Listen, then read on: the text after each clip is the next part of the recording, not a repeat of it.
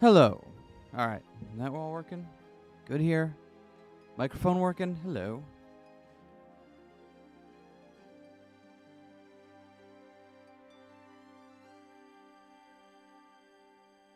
I just gotta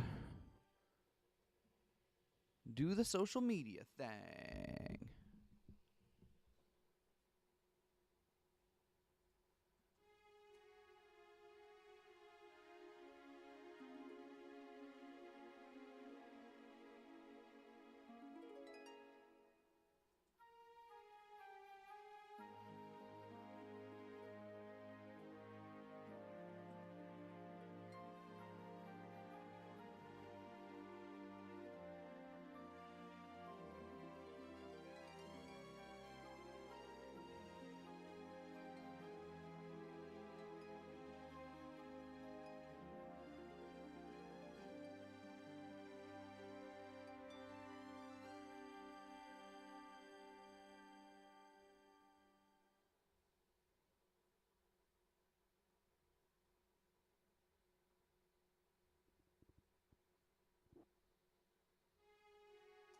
Alright, that should be everything. Late start today. But you know what? That's fine. Apparently I needed the sleep.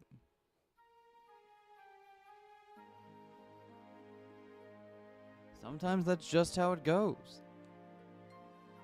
You wake up 20 minutes after your stream was supposed to start and realize, like, oh god, what have I done? Yo, sleep hood. Indeed.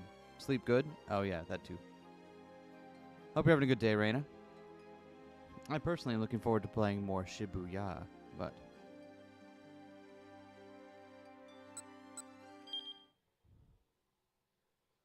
I just realized we don't have the controller plugged in for this. Let me... Hold on. Let me restart this game real quick with a controller on it so we can actually play it properly. Hey, GJ. Hey, Evie. Love to sleep. Should do more of it, right? Extra free sleep, basically a bonus. You know, you're right. When you're right, you're right. I am going to... Hold on just 1 second here while I...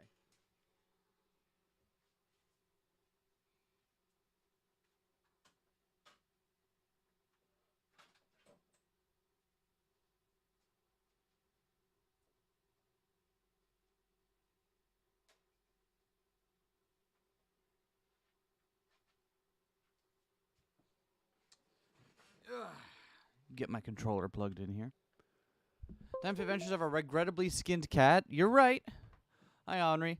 It's been a while since we played this game. So, like... Do people remember, like, where we were at last time? I believe last time we had just ended with... the truck exploding, right? In the middle of Shibuya. And then discovering that... that Maria, who's been just kind of walking around all day, has been infected with the Uwa virus, isn't about to become a spreader for it, which is not good. That's a definitely not good. Here.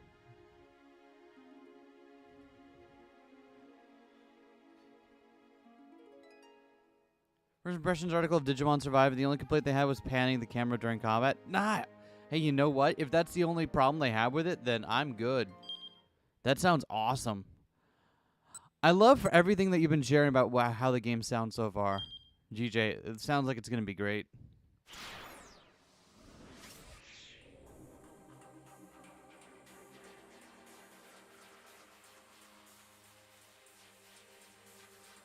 All right. It wanted us to start on Maria here, so why don't we do that? Let's take a look at the chime chart real quick, though.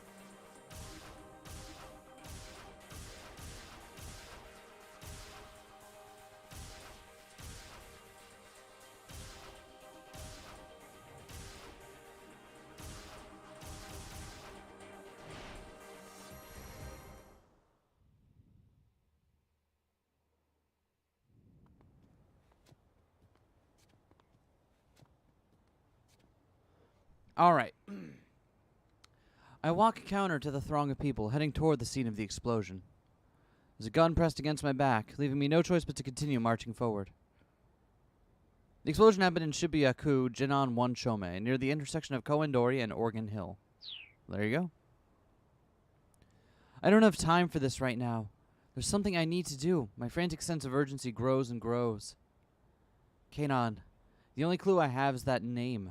The other hazy snippets that have surfaced in my memory provide no answers. Hey, Viv. Yo, Wheel Baron, welcome to the stream.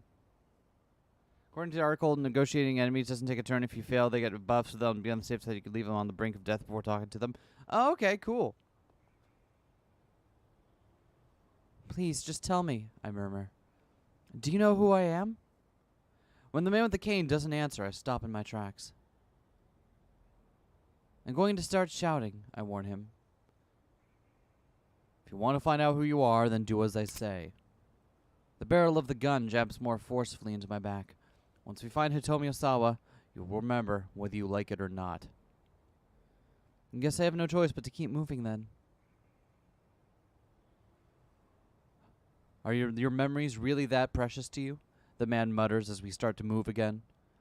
I'm taken aback by the question. Well, yeah, I mean, isn't that pretty normal? There's a bit of a pause before he replies, his voice sad and distant.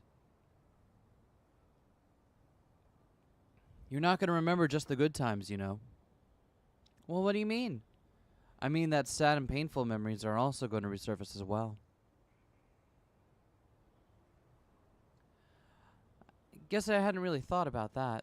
But still, whatever kind of memories they are, they're all a part of me. I am the person I am now because of the sorrow and pain, too. I want to remember. I want to remember who I am. The gunman directs me dispassionately along a series of quiet side streets. Right here. I stop at his words. In front of us is an old multi-tenant office building. We ride the elevator to the 8th floor, then use the emergency exit to take the stairs up to the rooftop. Hello, Mosca. Welcome to the stream. Hope you're having a good day. A cool breeze blows across my cheek. Sit down there. I do as he says, settling myself on the outdoor air conditioning unit. The man lowers his gun, but keeps it in hand. We'll wait here for a bit. For how long? He lets out a rueful chuckle. I guess we'll just have to wait and see, huh? I decide there's no point in trying to fight with him. For now I have to hope he's telling the truth and whatever's coming will help me get my memories back. If I don't know my past, how can I know what to do about this Kanon stuff or anything else?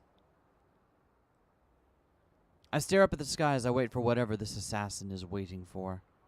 The silence between us is suffocating. Finally, I can't take it any longer.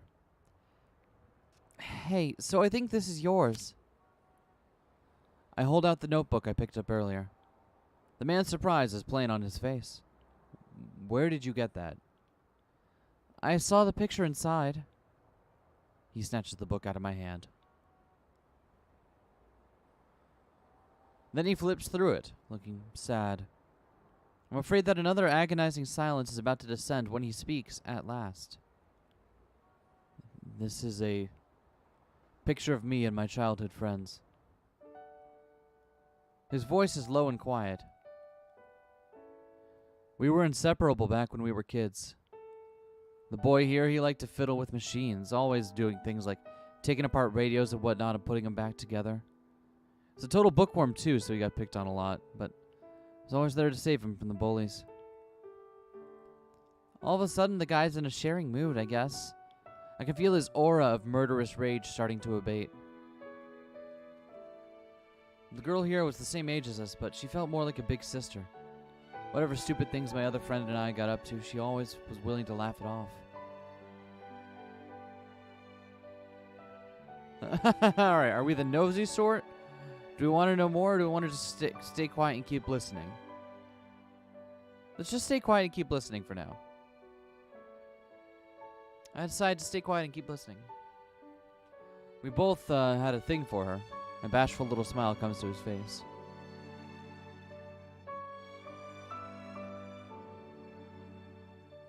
When we were in high school, she told me that she liked me too. So the two of us started dating.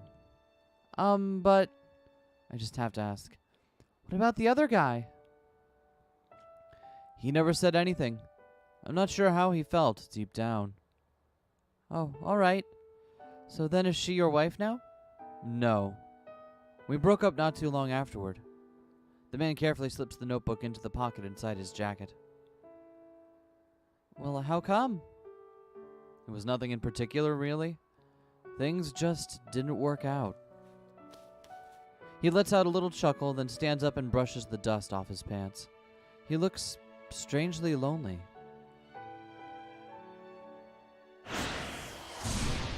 Well, all right, that didn't take long.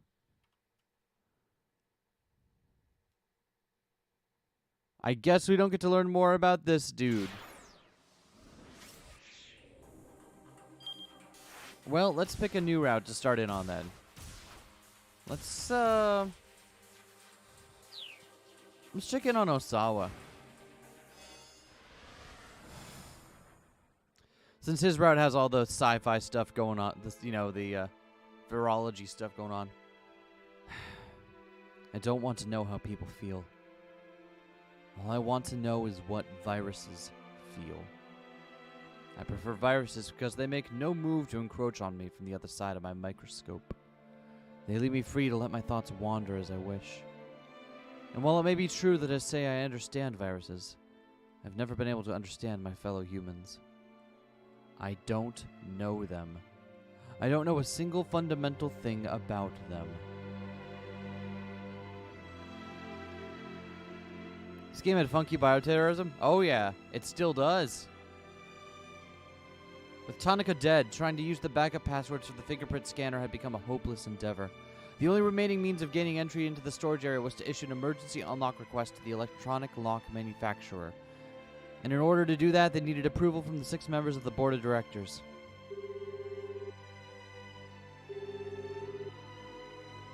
Returning to his study, Osawa called Makino's personal cell phone. What is it? Makino said gruffly as soon as he picked up. Osawa informed him of the situation, including Tonica's death, and the fact that Maria was infected. The news left Makino at a loss for words. Please, Osawa begged, you need to hold an emergency board meeting. Makino was silent for a few moments. I'm afraid I can't do that.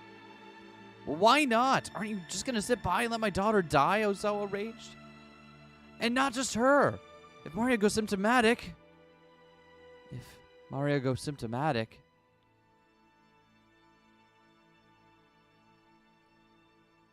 Should be as mascots, bioterrorists, phantom thieves, time travelers, ghosts playing a death game. Big place for tourism, right? They got everything. That was still only an if, but Osawa was reluctant to put his fears into words. If she goes symptomatic, the Uo virus will sweep through all of Tokyo. I realize that, Makino replied. But one of the board members is overseas on business. Holding a meeting is impossible. Despite the gravity of the situation, he just sounded astoundingly nonchalant. Osawa couldn't back down now. There must be some other option, like a web conference or something. That doesn't help us if we can't get in touch with him, Makino huffed. He went missing a few days ago in the middle of his business trip. The head of Akoshi Pharmaceuticals' New York branch has been missing since April 25th, 9 p.m. local time. There have been no demands for ransom, and so the New York Police Department is investigating the possibility of some other form of foul play. Osawa was almost too appalled to be angry. It's the most ridiculous lie I've ever heard. Would you like to speak to my on-site contact if you don't believe me? This was like arguing with a child. If Makino was deliberately working against him, he'd never know if this disappearance was real or not. In that case, can you please appoint a representative in his stead? Osawa pleaded. Selecting a representative is a complicated process. Even if we started right now, it would take until sometime tomorrow afternoon to complete.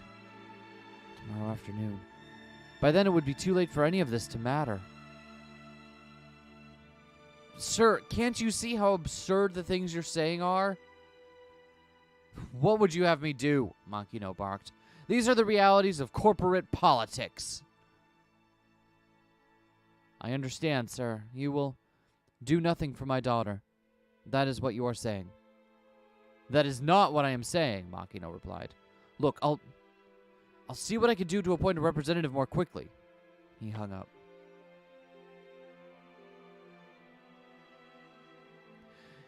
His tone has suggested that waiting for an appointee wouldn't be a terribly hopeful prospect. I have no more allies, Osawa thought. All I have left for now are foes. Alright, so we got two options here. We couldn't count on anyone anymore. Osawa was just going to have to get the antiviral by himself. Still, he'd have to take Makino at his word. Right now, that was his only course of action. I feel like putting our hopes in Makino is the wrong choice here. So let's go get it. See if there's something we can do ourselves.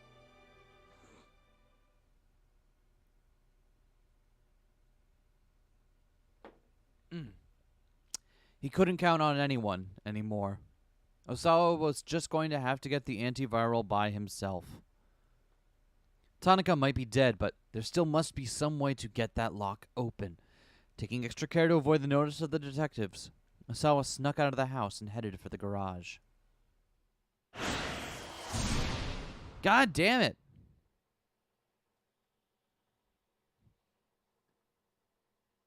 Just a lot of these going around, huh? I guess. Let's see what Minorikawa is up to. Minorikawa's covered in soot because of the explosion. That's really good. Good touch. Good touch. Minorikawa needed to get back to the editing office right away. But despite the urgency, he barely stumbled along. This poor man got let down by everyone except his beloved Oh.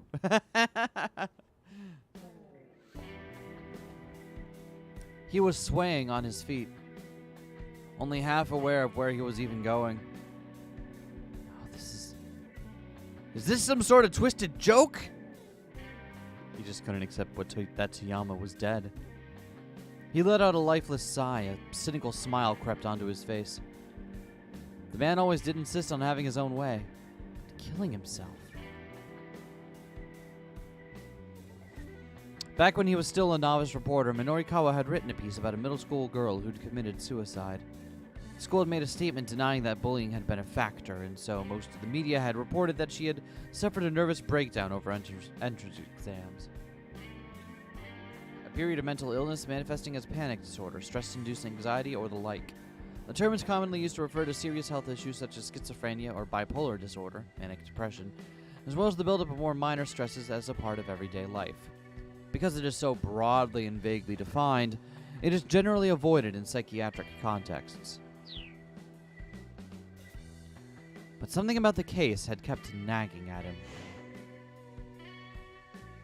Had her death really been a suicide? The more people he interviewed about the incident, the more his doubts grew. The city news editor, however, would not allow him to conduct a follow-up investigation, and the reason why was simple. This was the sort of thing that happened every day. They couldn't waste time on a case that was already on the books. It was more important for a reporter to find news stories than to squander time engrossed in a case that was old news. Minorikawa understood the editor's decision well enough, but that didn't mean he had to like it. He had been sulking up on the roof, slowly nursing a cigarette, when the paper's local news copy editor, Toyama, happened to drop by. At a newspaper, an employee who evaluates the quality and suitability of reporters' copy and coverage. Effectively, the boss of a group of reporters. However, the copy editor typically works under the section editor, who has the final say about what makes the page. A middle management position caught between upstart reporters and an angry section chief. Yo, no Joto, welcome to the stream. We're playing, it's called 428, Shibuya Scramble. It's a visual novel we were in the middle of playing before I got sidetracked by Nirvana Initiative and Fire Emblem Warriors, so we're going back to it. Certain events are a bad end until the plot wants them to happen anyway, right?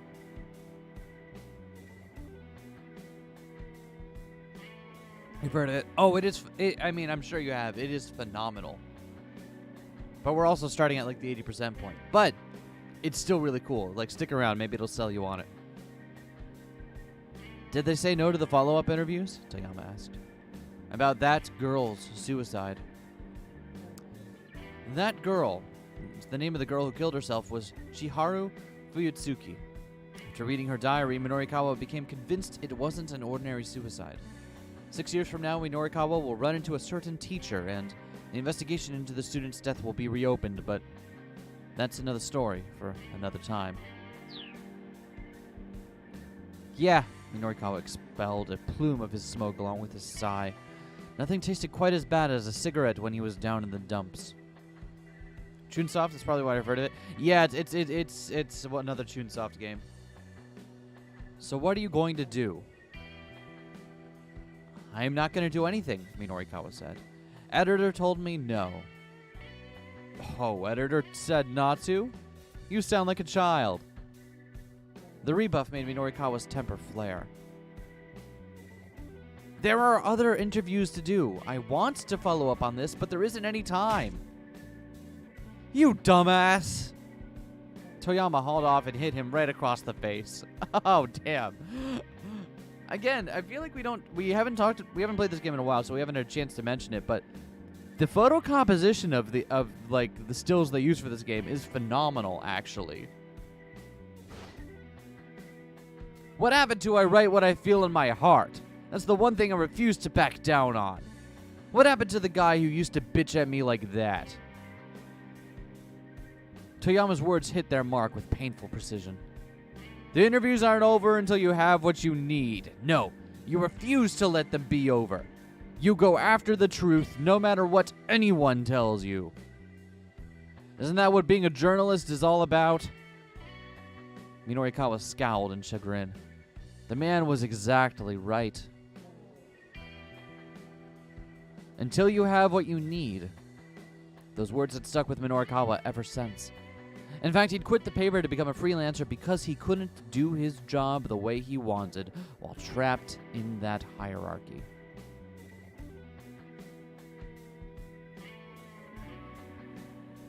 Now, he wondered, what if Toyama hadn't killed himself, but had instead been the victim of a terrorist attack? But after considering the idea for a moment, he thought bitterly, so what? The reasons and the details hardly mattered at this point. What mattered was that Toyama was dead. Minorikawa sat down listlessly and stared up at the sky. The blank swath of blue made him feel all the more worn out. Just what had all of the days running around been for? He felt so empty, so hollowed out by loss. All his motivation had drained away. He had no idea what he should do next. Hey, Minoru Minorikawa, what should you do?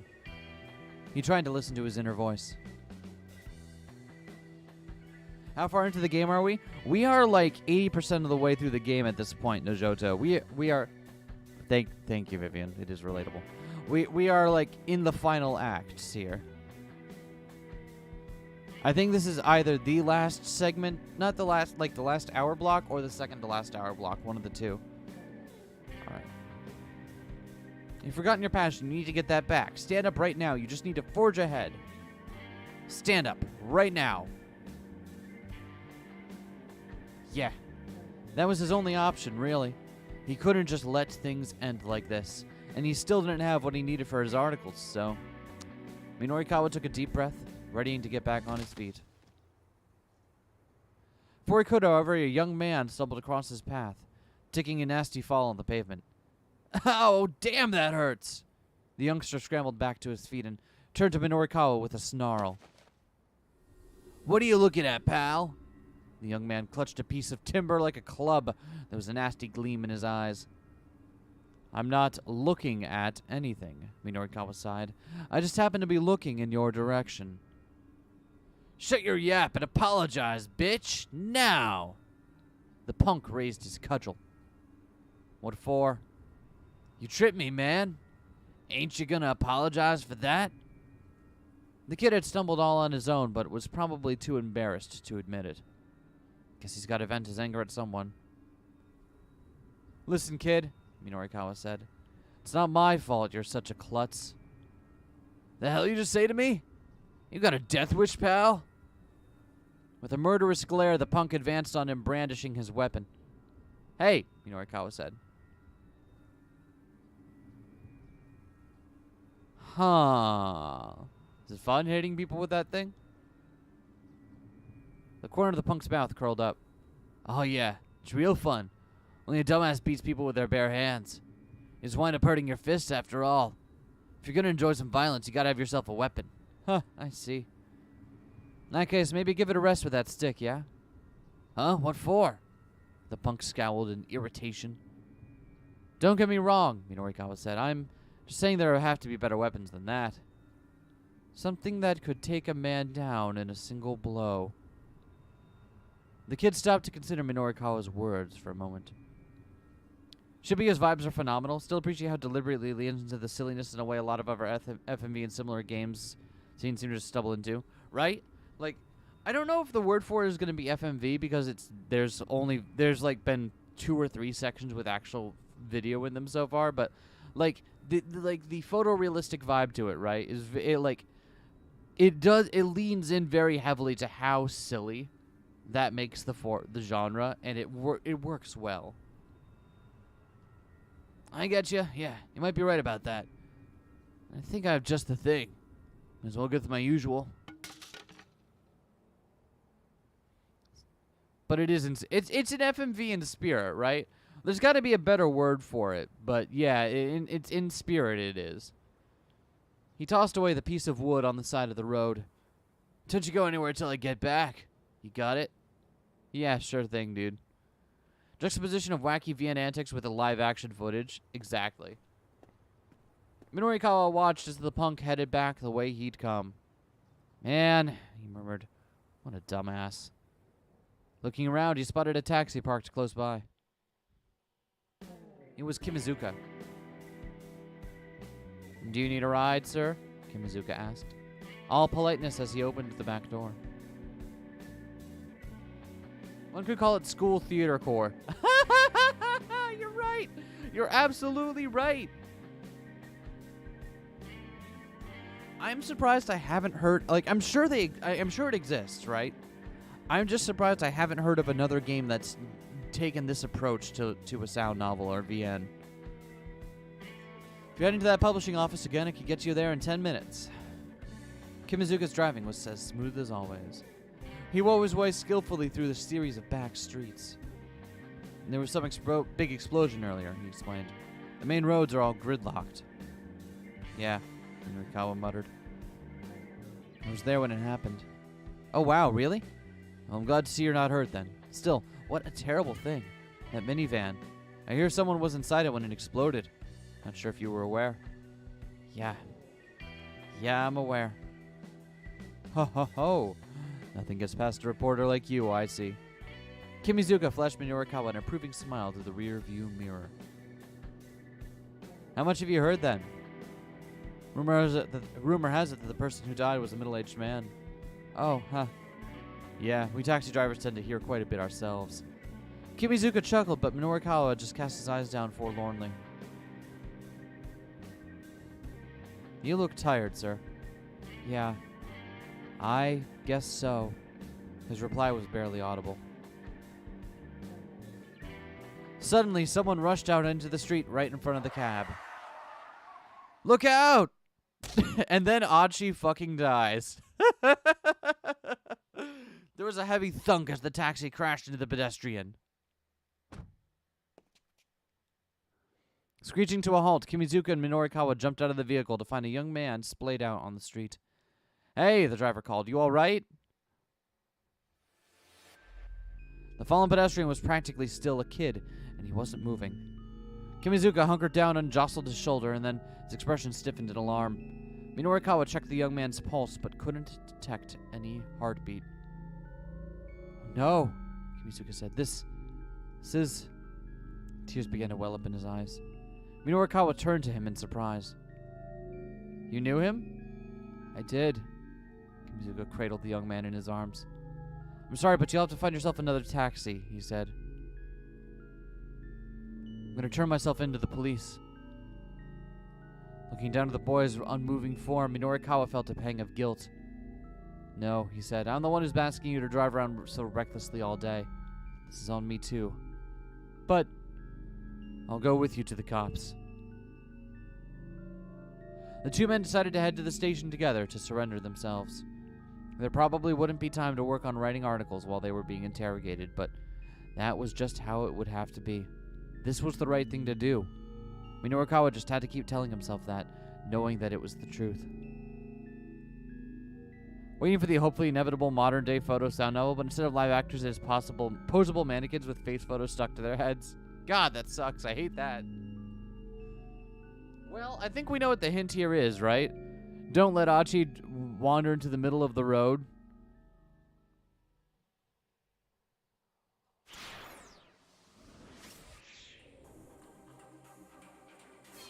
So let's go ahead and... Do we want to get to... Let's go through Kano first, and then we'll get to Achi.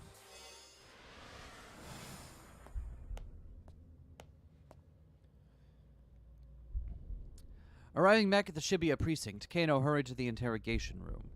With the investigation currently on hold, he knew that taking any official action would be tricky. If he was going to break through this stalemate, he was going to need Tateno's help. The abduction, the ransom, the attaché case relay, Maria's release, and then Tanaka's death. Maybe Tateno would be able to figure out how all of these elements were related.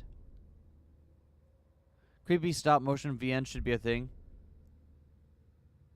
I could see it. But first, Kano needed to check something for himself. Tateno would never have let Al-Karawan go free. Kano needed the prisoner to set the record straight.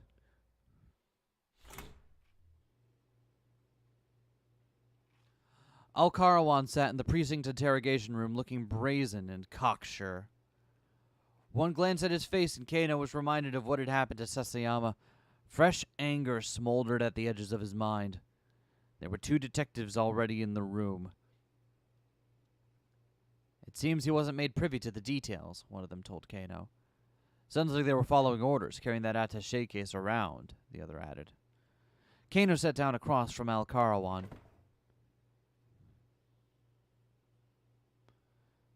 There's something I'd like to ask you, he said. We were just paid to do a job. I don't know anything more than that. His Japanese was imperfect, but he understood the language well enough. Tell me, how did you manage to escape from Detective Tateno? Escape? I didn't. A faint smile came to Al-Karawan's lips. He let me go free. You liar! Detective Tateno would never do that. Kano slammed the desk with his fist. I didn't have handcuffs on, did I? He took them off for me. This had to be a lie. It's not like there weren't other ways to remove a pair of handcuffs. After he took off the handcuffs, Al-Karawan continued, he pointed his gun at me. Cut the crap! Kano grabbed the prisoner by the collar. But Al-Karawan went on, unperturbed. He kept the gun pointed at me, but he didn't pull the trigger.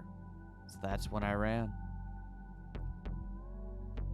Why would Detective Tateno want to shoot you? Because I saw him. Saw him?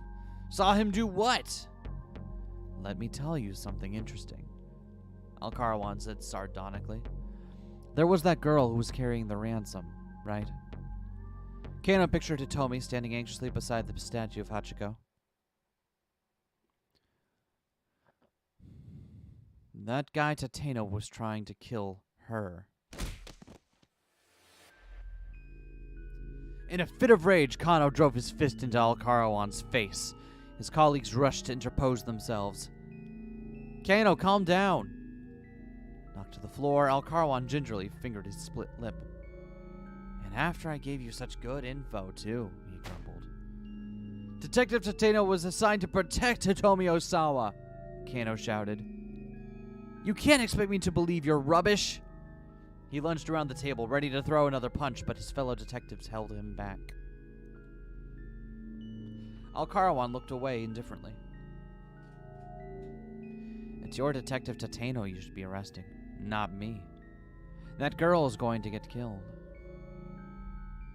You need to step in line, pal, Kano bellowed. Kano, his colleague shouted. You're the one who needs to step in line. Go and cool off for a bit.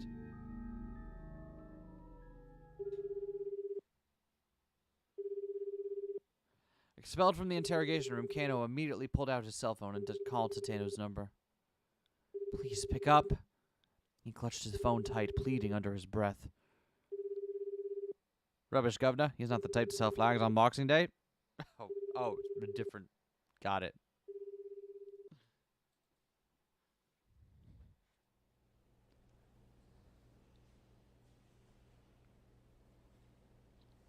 Kano sat down in a chair in the hallway in a bit of a daze. He found himself holding the present Sasayama had gotten for his wife. I have to do something. I just don't know what I'm supposed to do. His restlessness gnawed at him like a rabid animal. Hey, Kano. He looked up to see Kuze standing beside him, his expression grave. I have an update on Sasayama, the director began. Kano swallowed the lump in his throat. Seems the knife went in deep enough to do some organ damage. He's in critical condition. I see. Kano bit his lip hard. His handkerchief, red with Sasayama's blood, clung to the wrapping paper of Sasayama's present. Kano peeled it away carefully so as not to tear the paper beneath. What's that? Asked Kuze.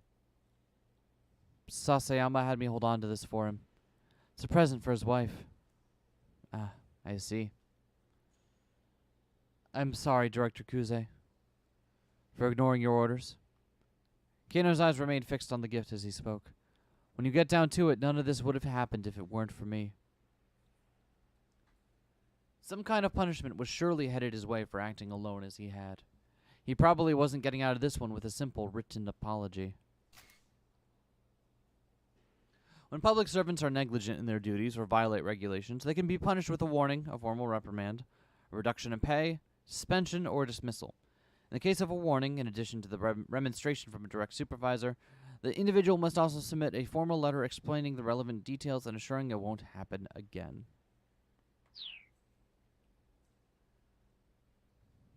But Kuze calmly shook his head. What happened to Sasayama isn't your fault. Don't blame yourself, he said. The Osawa case is over now. Put it out of your mind. I'm assigning you to a new investigation. Kano heard no blame in Kuze's voice. It was a fatal car accident over in Nanpeidai. The culprits have turned themselves in, I hear. I'd like you to go take their testimony. To take one's testimony is to ask about the circumstances and details of a given event or situation. Standard police procedure when dealing with individuals involved in a criminal investigation. Sometimes includes taking written statements to present to the court.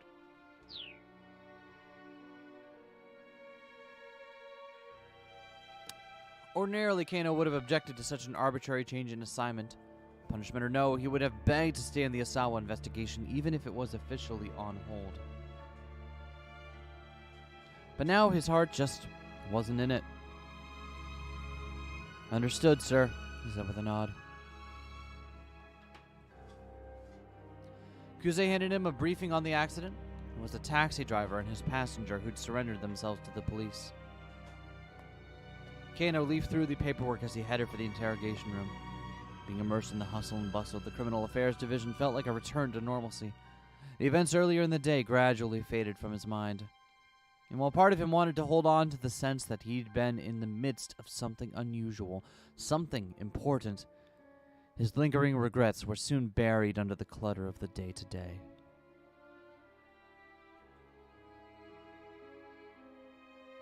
Okay, so that's another ending where we have to stop Achi from getting run over by a car. Well, at least now we know how to go move forward in this, right? All right, let's go, Achi.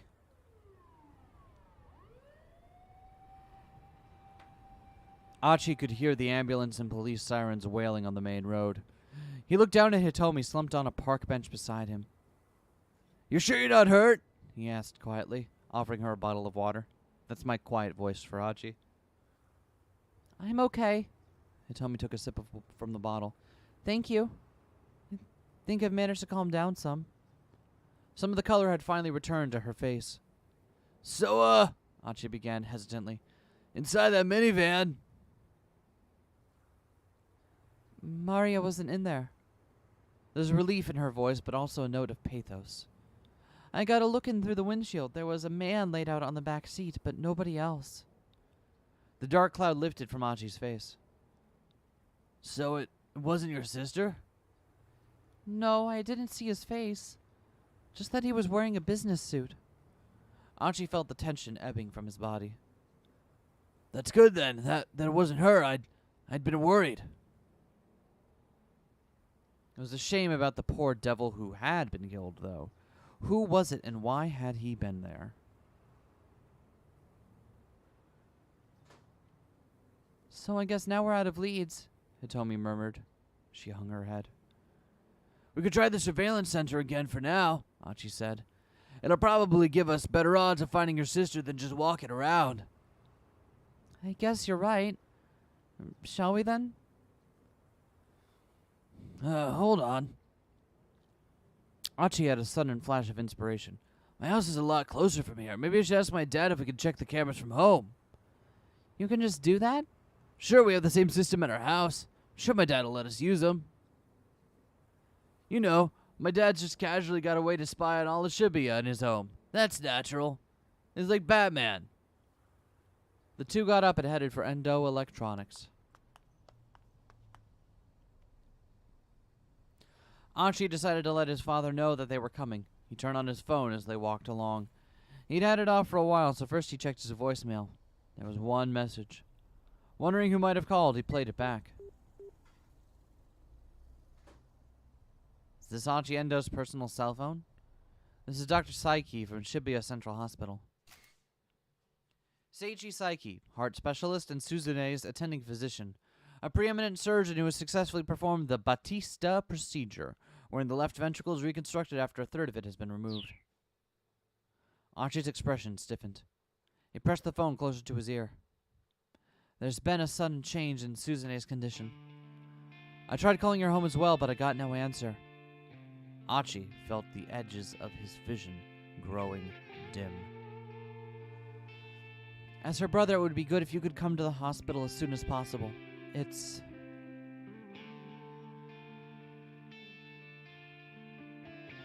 Archie? Hitomi's voice was full of concern. I'm sorry. I just gotta make a call here. Fingers trembling, Archie dialed.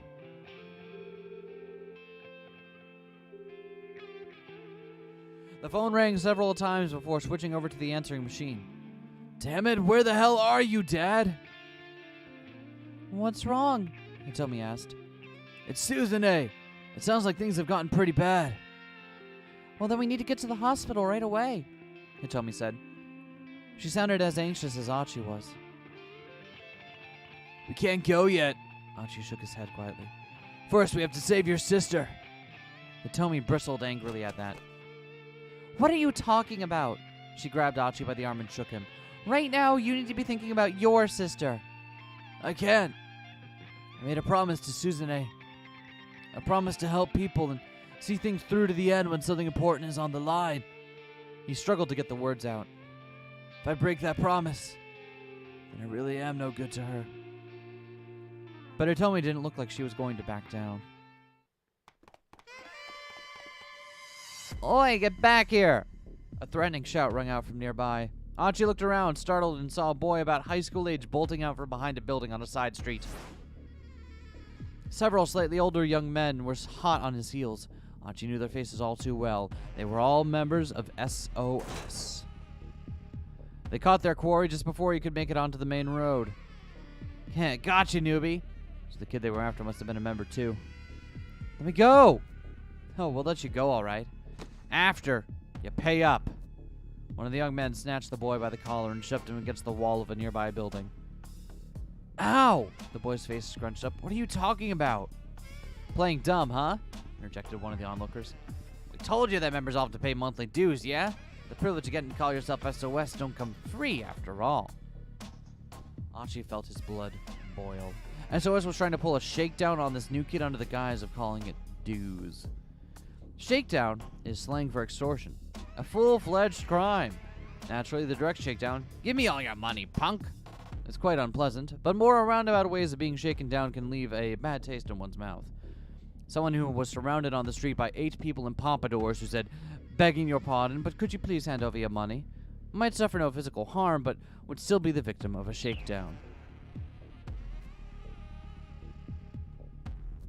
It would have been unthinkable for them to do something like this back when Archie was running the show.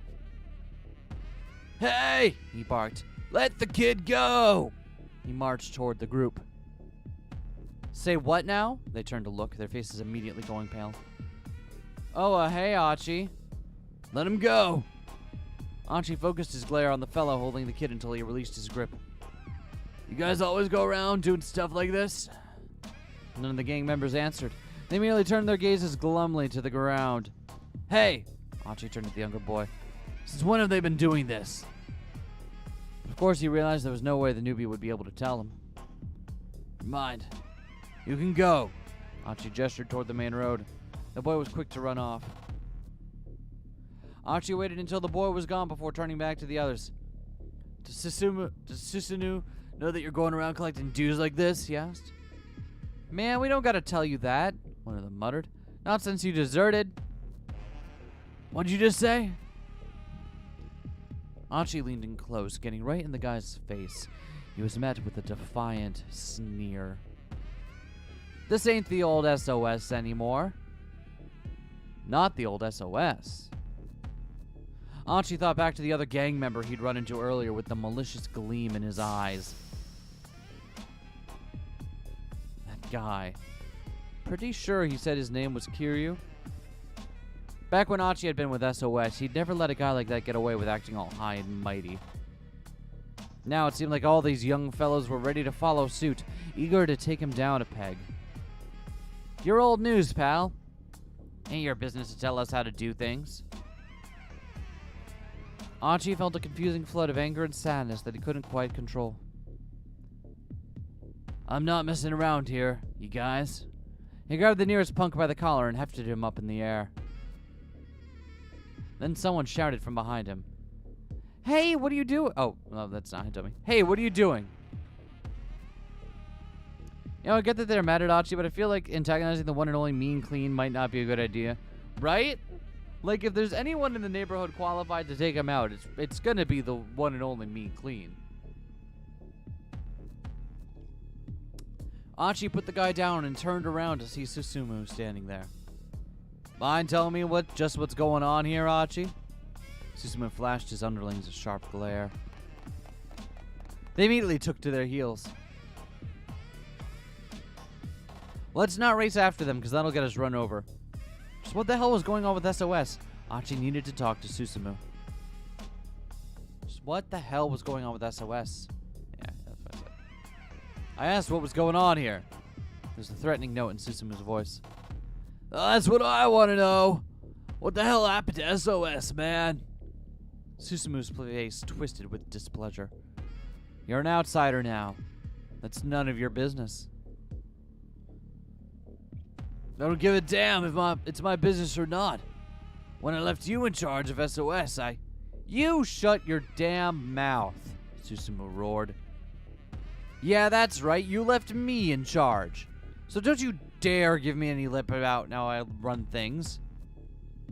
Sudden ferocity left Archie at a loss for words. You're not the one busting your ass out there. I am. Susumu stalked toward Archie, his face red with emotion. I've had to work so hard to keep things going with you gone. Do you have any idea what it's been like? Do you know what I've had to put myself through to keep SOS together? There was nothing Archie could say to that. He just kept his mouth shut and let Susumu talk. You were gone. I thought maybe I could do things like you did. All at once, Susumu seemed to deflate a little. He hung his head, hiding his face.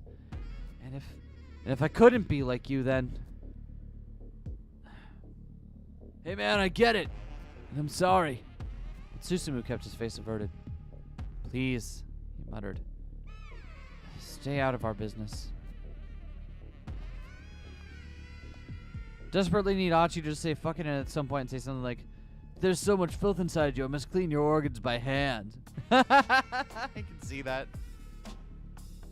And then he turned on his heel and headed off without looking back. Archie watched him leave, feeling a painful sting.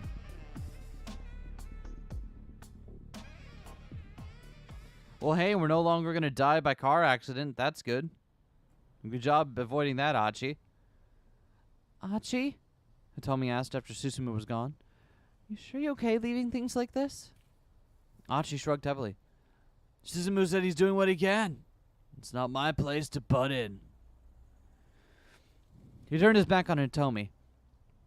He still needed a moment. Archie, you're being unreasonable. About what? He felt like he'd been wounded to his very core, and he wasn't sure what to do about it. You want to help people who are in trouble, right? Hitomi asked quietly. Yeah, I guess. Archie's voice was glum. Oh, I'm in a whole lot of trouble right now. Yeah, I know that. No, Archie, you don't. Hitomi's tone was clipped and firm. Please, go to your sister. What are you talking about? That doesn't matter now. Yes, it does. Hitomi's shout stopped him in his tracks. Archie, right now the thing I'm having the most trouble with is that you won't go to the hospital. Don't you get it? How can I possibly be happy with you helping me if you have to sacrifice your own sister to do it? Archie couldn't answer that, and he knew it. Please, go to the hospital. I'm asking you to, and I'm definitely someone in trouble, so it doesn't count as breaking your promise, right? I appreciate that, Archie said softly.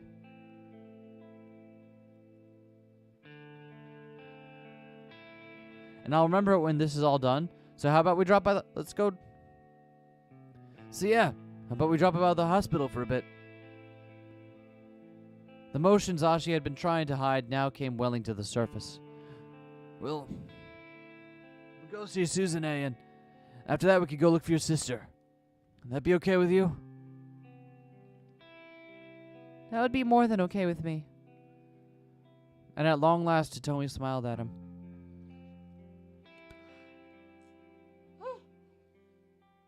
Back in sync with each other, Archie and Hitomi headed to the hospital.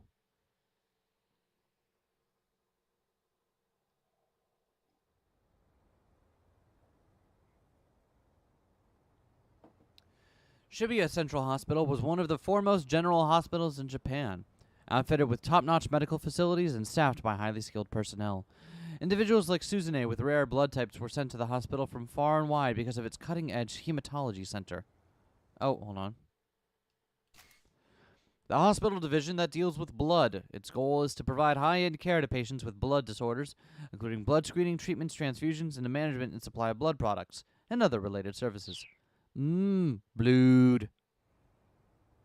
Archie asked Hitomi to stay in the waiting area while he headed on to the hospital proper. From the visitor's entrance, he passed by the nurse's station, then entered the cardiovascular medicine section, and walked along a row of examination rooms. Cardiovascular medicine... The cardiovascular system includes the heart as well as the various blood vessels that circulate blood throughout the body.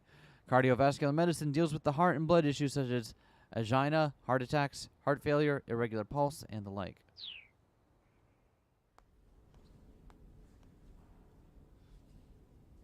He walked by the first room as quietly as possible, catching sight of a mother and daughter sitting together in chairs in the hallway. The mother was crying softly. Takia, he's only 15. She murmured under her breath. The name Takia didn't ring a bell. It was the only 15 that got a reaction of Archie. Only 15. He couldn't imagine anything good coming after that. To be cruelly taken away while one was still so young. Archie could feel the woman's pain as deeply as if it were his own.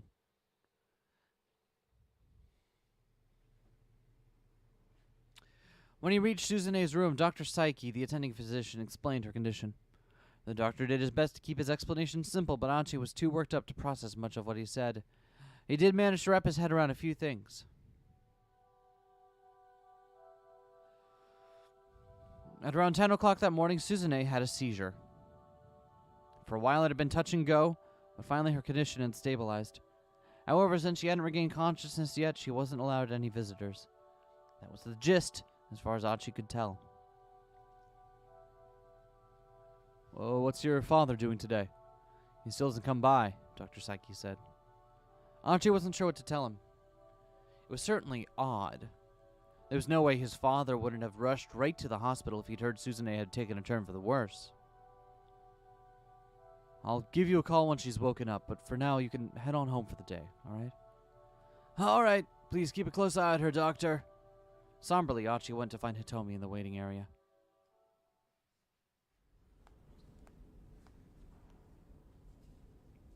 Outpatient reception had closed for the day, leaving the hospital quiet.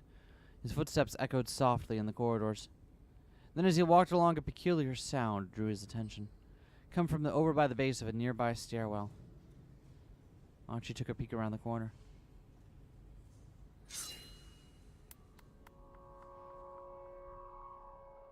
The sight that greeted him nearly made him gasp aloud.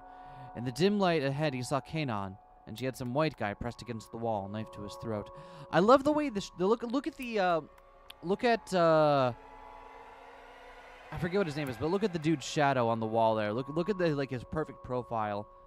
Just kind of stretched out dramatically against the wall like that. That's really good. Again, the photo composition in this game is actually phenomenal. Stanley, that's what his name is. Archie quickly yanked his head back out of view. Could it be? Was this the man Kanon said she was after? Archie had to resist the urge to go charging out there. Some amateur heading half-cocked might be more of a liability to Kanon than any sort of help. He heard her mutter something to the man in English. Nosferatu vibes of that shot? Right. We know nothing about... Okay, I won't keep making the joke. We know nothing about Alphard's background, nationality, sex, age. Archie could just barely make out the words, but since it was all in English, he had no idea what they meant. But we do know that whoever they are, they have connections to Langley. Langley is slang for the U.S. Central Intelligence Agency, CIA, headquartered in Langley, Virginia. Similar to referring to the Japanese government as Nagacho, the CIA has other nicknames including the Company, the Agency, the Second Government, the Invisible Government, and the Coup Makers. Archie peeked out again, very cautiously, in time to see the man raise an eyebrow at Kanon's words. Interesting. That doesn't mean you need to threaten me at knife point, though. He flashed her a thin smile. It does, actually, because I happen to know that you're a CIA agent. Technically known as officers, the CIA refers to its own spies as agents. Someone in charge of directing agents is called a case officer. Case officers are stationed at embassies across the world in the public guise of diplomats, soldiers, and the like. We don't know Alpha Rad's sexual orientation, civil status, hospital of birth, social security number.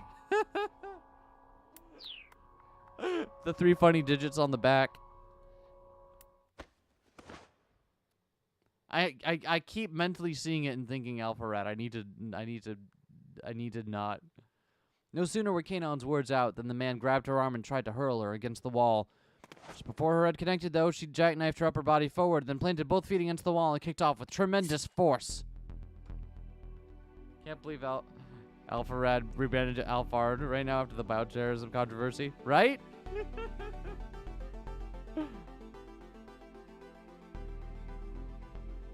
Oh, Alphard rebranded to Alpha Rad. I see the joke here. Okay. She used her momentum to launch herself forward, regaining her position with her knife against the man's throat. But during his brief opening, the man had managed to draw a gun from inside his jacket, and now the barrel was pressed right against Kanon's heart.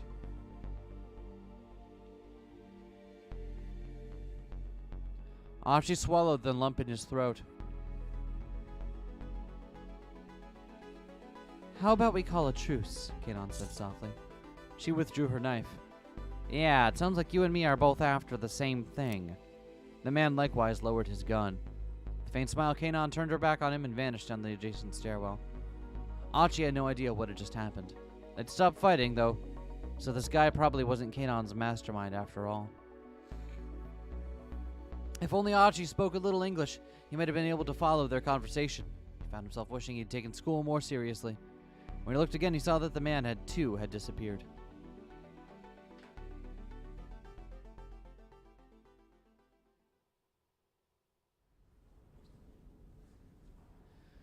Hitomi stood up from her chair as Achi hurried into the waiting area. How is Suzune? She asked. For now, she's not in any immediate danger, they said. Well, that's good to hear. More importantly, Kanon was here just now. What? Why? I'm not sure. I'm not smart enough to figure that out. Achi slumped his shoulders. What? I'm not quite sure what you mean. Exactly. I couldn't understand anything she was saying. Hell, he couldn't even figure out how to get through to Hitomi. Based on the scene alone, I have to assume that there must be a dedicated niche community of Kanon, Stanley, rare pair shippers. You know what? I think you're right. May I have a moment? A voice spoke unexpectedly from behind Achi. Oh, hello, it's Stanley. May I have a moment? I don't know. Shipping in this game feels weird because everyone has real actors attached to them, right? It feels weird, like you're shipping real people, which is fucked up. His breath caught in his throat as he turned around. Standing there was the man Kanon had been struggling with. What's up? Achi asked. He tried to sound as nonchalant as possible, but the man wasn't looking at Achi. You're Hitomi Osawa, is that right? Yeah. Hey! Achi snapped. Keep your distance! He stepped protectively in front of Hitomi. This guy, he's not what he looks like. Achi clenched his fists and adopted a defensive posture. Huh? Hitomi seemed panicked. Achi said, This might be the person Kanon was warning us about. I don't know who he is, but he's not our friend. Shipping community for this feels like it should exist in the server of a forgotten website and be really weird and abstract, right? Let's try to go with the first option here. This might be the person Kanon was warning us about. Oh, you know Kanon, do you? The man spoke without changing his facial expression. She let a few things slip herself. Look, who the hell are you? Achi demanded. The man calmly reached into his jacket pocket. Feeling he might be about to draw his gun, Achi braced for action. My name is Jack Stanley. I'm a security assistance officer with the U.S. Embassy. Achi held back his punch as the man held out his ID card. Embassy? Photoshopping characters' faces onto pictures of angels. Oh my god, that's fucked up. Diplomats are issued diplomatic passports and diplomatic ID cards by their home governments. Japan's Ministry of Foreign Affairs also issues its own form of diplomatic identification card. The CIA provides such identification to its operatives working overseas to help maintain their false identities. What does someone from the U.S. Embassy want with me? Hitomi asked timidly. You're being targeted by a dangerous criminal. I'm here to take you into protective custody. Custody? Custody! Achi's temper flared. Buzz off, pal. We're busy here. Busy searching for Maria Osawa? Stanley asked. Achi and Hitomi exchanged glances. I know the full details of the trouble you currently find yourselves in. Well, all right then, Achi said. You should know that we don't have time to get taken into custody. I'm afraid you don't understand the situation we're dealing with. We're up against a dangerous international criminal here. Taking reckless action is only going to put her life in danger. Don't be a fool. This is no time to play the knight in shining armor. Hey! Achi was infuriated, but he couldn't think of a comeback. After all, it was true that Hitomi had run into danger time and time again while she was with him. But I'm already safe, Hitomi insisted. I'm only here right now because Achi's been protecting me. She eyed Stanley sharply. I've got Achi with me. I don't need your protection. Achi felt a surge of pride that practically brought tears to his eyes. If Hitomi would have let him, he'd have given her an enormous hug. Stanley grimaced in resignation. All right. In that case, how about I join your search for Maria? I can keep you safe that way instead. I don't know. Hitomi grabbed a hold of Achi's sleeve. The Stanley fellow didn't have the most trustworthy face, Achi thought. But he realized that he might be biased after being chased around by foreigners all day. After all, if this guy really were after Hitomi, he probably would have already made a show of force. Not only did he have a gun on him, he was sufficiently skilled in martial arts to hold his own against Kanon. He'd have no trouble taking down a single unarmed opponent like Archie. Hitomi! I get the impression that this Stanley guy is not our enemy right now. This has created the phrase biblically accurate. 428 should be a scramble shipping in my head. And it sounds like something that I'd want to see, but would also be afraid of. I feel like that would be frightening. I don't feel like, and not just in the biblically accurate angel way, but in the sense that, like, I don't know. I think that would just be too much to behold.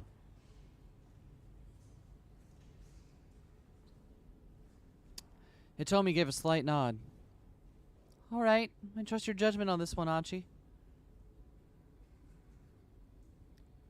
Now then, what is the plan from here? Stanley asked. Not wandering aimlessly around town, I hope. There was a trace of snideness in his voice. Well, you could just keep your mouth shut, Archie replied. We can wander around town all day if we feel like it. Two can play the snarky game, he thought to himself. Poor Hitomi looked distressed. Very well. If that's what you want, I can stay quiet. But first I need to inform the police that I have Miss Osawa in my custody. Wait, hold on, Hitomi blurted. That isn't a good idea. Stanley inclined his head. And why is that? Since you already seem to know most of the story. Hitomi quickly explained the kidnapper's threat and described the search for the minivan. Stanley remained quiet, listening with obvious interest. I see, he said when she'd finished. Still, when that minivan exploded, didn't that make your promise to the kidnappers a moot point? Hitomi nodded. I suppose it did, didn't it? Let me just ask you one more question. Do either of you know a detective by the name of Tateno? Oh, wait, hold on. Stanley would stress the wrong... Tatino. There we go. That's the Stanley way. You know, shipping is going to be good when it starts with the phrase, be not afraid. No, we haven't run into any detectives. Yeah, exactly. The only folks we seem to run into are guys who are after Hitomi. I see. A grim expression crossed Stanley's face. Right. I'm going to get in touch with the investigation task force. I'll have them contact your parents for you. Would you mind speaking with them so they can confirm it's really you? Sure, all right, Hitomi said. Stanley got on his wireless and described their current circumstances to the police.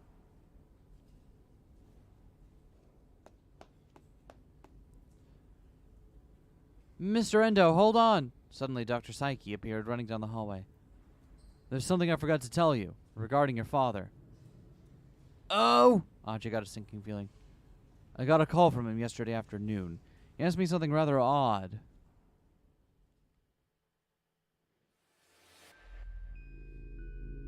Huh? Preparations for a transplant. I'm sorry, I'm not entirely sure I understand what you're asking. Psyche clutched the receiver. Daisuke Endo's brooding tone was more than a little disturbing. No, it's all right, Endo said. This is all just difficult to talk about, Doctor. Please, forget I said anything. There's just one important thing I wanted to let you know. Well, yes? There's going to be a brain-dead woman coming your way at probably around 9 o'clock this evening, I expect. Her blood type is Bombay. Bombay was the extremely rare blood type that Endo's daughter, Suzune, possessed. Any transplant donor for Suzune would also need to have the Bombay blood type. Since she has the same blood type as Suzune, the transplant itself isn't an issue, Endo continued. The only thing I'm concerned about is whether the procedure can be done within the limited time window. I hate to trouble you, but I just called because I think it would be best to prepare for the surgery as soon as possible. What? Well, that's fucked up. The more Psyche heard, the more disturbed he grew. It felt like he was listening to this man go on about some strange delusion. Doctor, please just take good care of Suzune. With that, Endo hung up.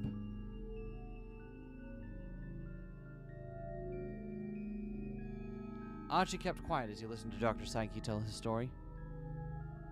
Of course, that was yesterday, and I still haven't heard anything about a brain-dead girl turning up. After all, only God would know of when someone would wind up in a state of brain death. Still, there was just something very strange about what your father said. It was as if he was certain that someone was going to wind up brain dead, or... Just stop right there! Archie exclaimed. Stanley and Tommy turned around in surprise. They were still in the middle of their wireless cell to the police call. Don't get me wrong, the doctor said hastily. I'm not trying to imply your father would hurt anyone. What I'm worried about is that your father's mental state is in... No! Archie interrupted him again. That's not it! His own words from earlier spun within his head.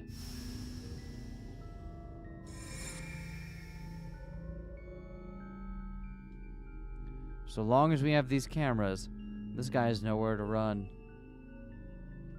The security cameras. I'm sure this is the place. The man with the cane. He'd been on the phone with someone. That didn't mean anything. It was just a coincidence. It couldn't be true. Archie searched desperately for some other explanation. That was it. Anyone from the downtown committee could have used the camera monitoring room. Yeah, no one's been by to check today. Nothing wrong with a little nap, yeah? No dice. No one from downtown had been by the surveillance room today. It couldn't be. It couldn't. Archie began to tremble. Is something the matter? Tommy asked. Archie, you're pale as a ghost. Archie gazed beseechingly back into her face. With just one simple question, he could clear this whole thing up. Please tell me I'm overthinking this. He prayed inwardly before asking. Hey, Tommy! Would you mind telling me your blood type? Huh? Why do you ask? Please, just tell me. I have a sort of weird blood type, Hitomi said. It's called, Bombay.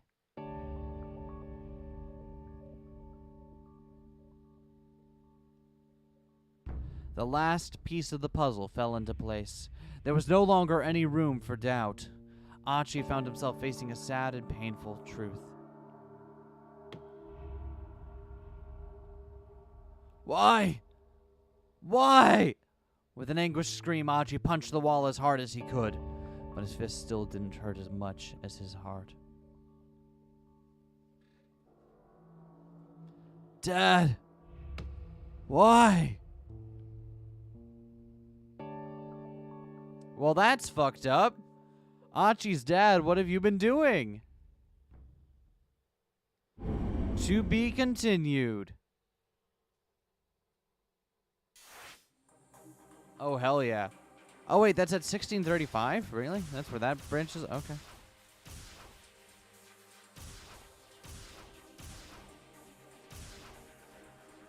I guess, what can we do now?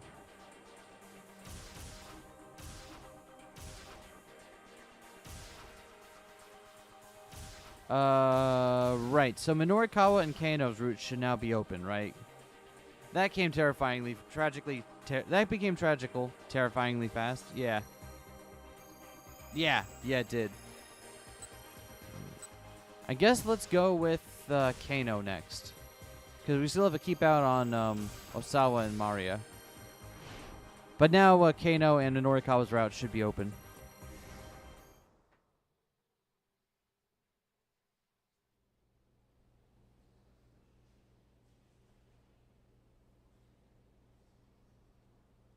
Kano sat down in the chair in the hallway in a bit of a daze. Alright, hold on. Yeah, we've seen this. Just don't know what I'm supposed to do. Kano. He looked up to see Kuze standing beside him, his expression grave. I have an update on Sasayama. Alright, yeah, okay, no, this is all the same.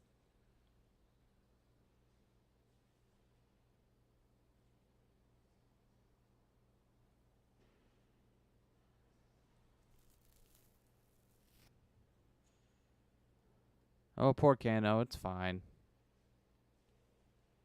Sasayama will make it through. He's too dorky to die.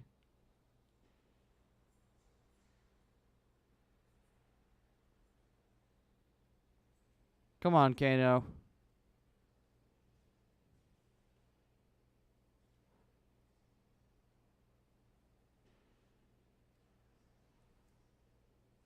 Here we go. As far as this case goes, I've been given quite the runaround myself. There's a rare note of vulnerability in Kuze's voice. The higher-ups have barely let any information trickle my way, but they're still ordering me around non-stop. It's a real pain in the ass. Kuze fell silent, ruminating. The quiet lingered between the two men for several moments before he abruptly spoke again. All right, I'd like to get your opinion on something. So, Mamoru Tanaka, we found in the minivan, you know? What you think? Should we automatically release his name to the media?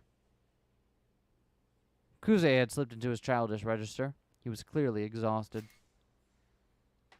After dealing with the kidnappers' baffling actions and too much meddling for the higher-ups, even a veteran like Kuze is just beat. But that's not the only reason for his exhaustion. Kuze has a brother, 6 years his senior, who, despite being nominally mature, refuses to get a real job and shows no inclination to settle down with the family. He walks around town day after day, dressed like a hippie, and treating passerby to songs he's written. Kuze has been worrying about his shiftless brother for years now. The guy's become a chronic source of consternation. Kano was thrown by the question. It was a rare thing for the director to seek an opinion from a mere junior detective.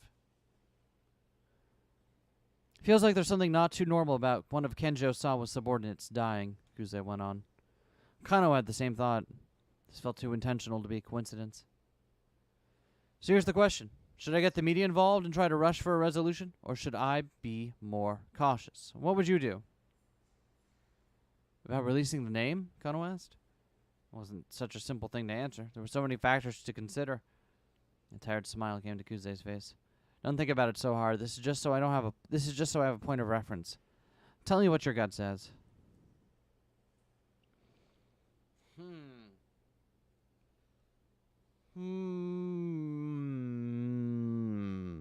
All right. What would we...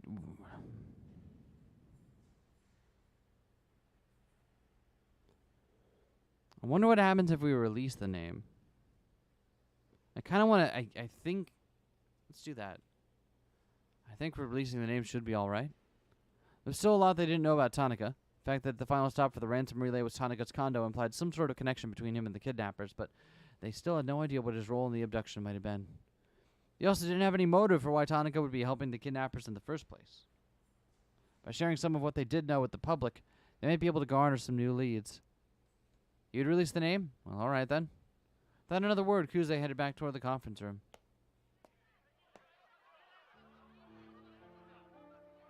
On the TV, the governor's press conference was still going on. I've just requested that each of the railroad companies, starting with JR, stop running trains through Shibuya Station until further notice. As far as the roads go, Route 246 has already been closed to traffic. The executive looked pale as he spoke to the crowd. Is there any possibility of a bioterrorist attack? What about the people who are still in Shibuya? Reporters unleashed a barrage of questions. The governor's face scrunched up. So I've already made clear this is not a complete blockade. Because modern Japan does not have a system for enacting martial law, there are a few ways that the government could effectively quarantine Shibuya. In case of a potential viral infection, the infectious disease laws allow for the city to be partitioned into areas of restricted movement. The authorities do not want to acknowledge the existence of the top-secret Uo virus, however, taking such an action would be rather tricky legally. Nothing can stop anyone from leaving Shibuya on foot. Isn't what you're describing de facto martial law? Spat one reporter. Of course not, the governor snapped. You should be well aware that martial law is illegal. I couldn't declare it even if I wanted to. If you wanted to. So this is a bioterrorist issue then. I never said anything of the sort. The press conference was devolving into chaos.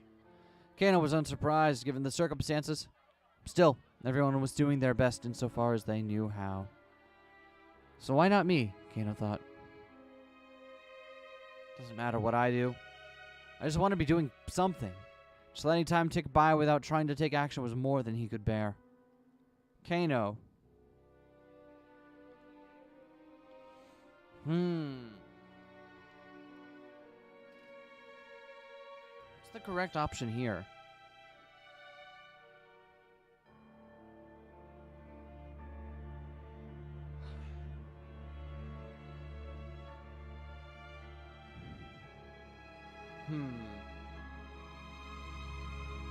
I guess let's try to get in touch with Sasayama's wife. Kano thought about Sasayama's wife and decided to get in touch with her. He called Sasayama's home phone, but nobody picked up. Perhaps she'd gone to the hospital? With that in mind, Kano called up Shibuya Central Hospital and asked them to transfer him to Mrs. Sasayama.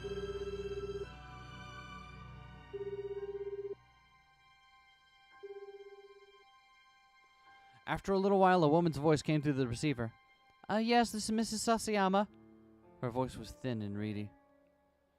My name's Shinya Kano. I work with your husband on the force. What happened? He didn't know what to say. He couldn't find the words. I wish I'd been there when he'd gone to make that arrest, he blurted out at last. I should have tried to get there and back him up sooner, but it'd been too late. He trailed off, hoping he hadn't said too much. Sasayama's wife answered in her gentle, quavering voice. Thank you so much for your concern. I'm glad my husband is lucky enough to have a colleague like you. No, I couldn't. I married a detective, Mr. Kano. I prepared myself for the possibility that something like this might happen. But she certainly didn't sound like she was prepared.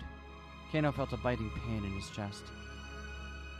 Your husband gave me something to hold on for you. I'd like to give it to you if I can. Well, certainly, but I'd like to stay here by this side today if possible. Of course, I'll head on over to the hospital myself then. You don't mind if I pay a visit? Of course not. Sorry to trouble you like this. Thank you so much. Kano hung up, then hurried out of the precinct.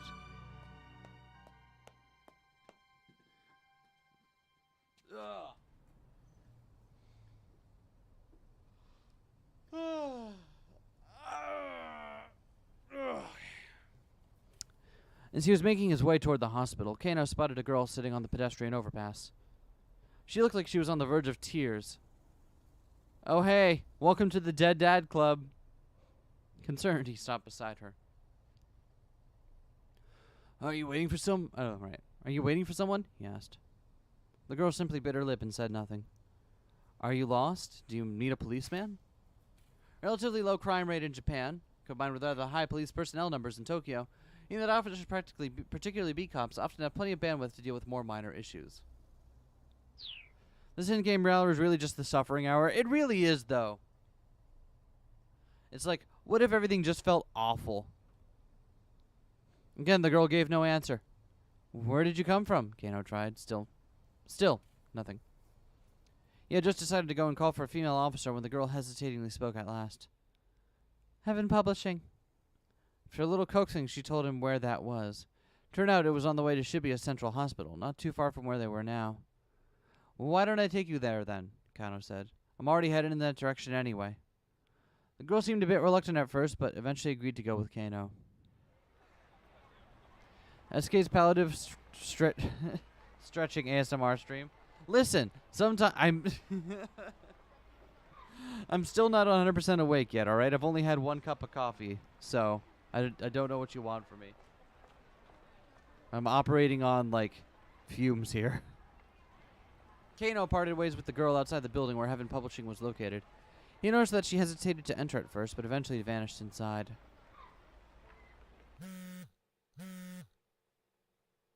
Kano's phone rang as he was about to continue on his way. When he appeared at the incoming call display, his heart nearly stopped. There was Tateno's name. Kano quickly pressed the button to accept the call. Detective Tateno! Detective Tateno, is that you? There's a whole mountain of things Kano needed to ask. So what had he been doing this whole time? Why had he let Al Karawan go free? What had happened to Hitomi? But while he was trying to decide what question to pose first, Tateno spoke. I've secured Maria Osawa. What? The word came out as a startled gasp. Detective Tateno, you have to bring her here ASAP. Right now, she's... Tateno cut him off. You need to bring Hitomi Osawa to my location at once. Hitomi Osawa? Yes. I heard over the wireless that the man from the U.S. Embassy had her in custody. Kano hadn't been listening to the most recent wireless traffic. Apparently, Stanley had managed to find Hitomi. But what was Tateno getting at here? Wait, hold on. What for? I mean, why do you need to bring me to bring Hitomi Osawa to you? There's no reply. Detective Tateno, answer me, please. Tateno replied as if he hadn't heard Kano's questions. There was an office building in Nanpeidai called South Hill. I'll be waiting for you on the rooftop. If you don't bring her, I'll kill Maria. With that grisly warning, he hung up. Kano's hand went limp. His phone slipped from his grasp and fell to the floor.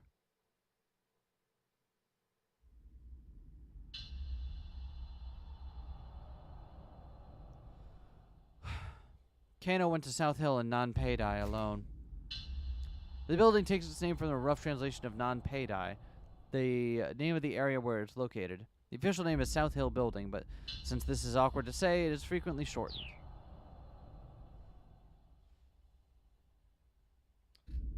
He hadn't brought Hitomi as Tateno demanded, nor had he reported the situation to Kuze. First, he wanted to meet with Tateno and find out what was going on. He took the elevator to the 8th floor, and after that he had to take the stairs to the rooftop.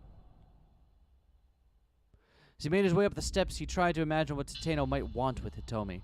He hadn't noticed anything suspicious about the senior detective in the lead-up to the stakeout at the scramble.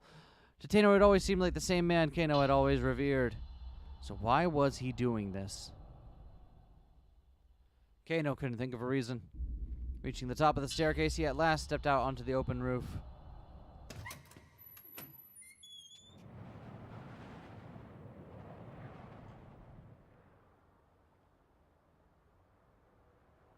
The time for half-baked conjecture was past. Kano would lay his doubts at Tateno's feet, and then soon enough everything would become clear. Inwardly, Kano did his best to convince himself of that. A warm breeze blew against his cheek. He took a look around, but saw no sign of Tateno. Detective Tateno, where are you? Getting no response, he began to walk around the rooftop, calling out several more times. It's Kano, I've come as you asked. Where's Hitomi Osawa? Kano whirled around when he heard the voice behind him.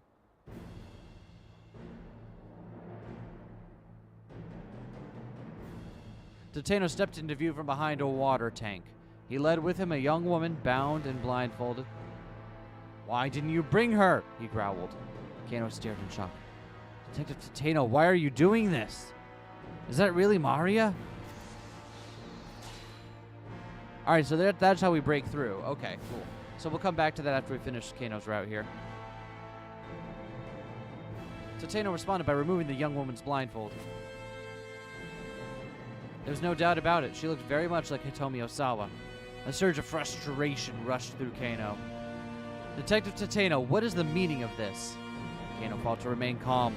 He felt like he was on the verge of falling to pieces. Bring me Hitomi Osawa, and I'll let this girl go. Why? What do you need Hitomi for? But Tateno's only answer was an icy stare. This isn't like you. It's so weird. The Detective Tateno who I know. Who you know?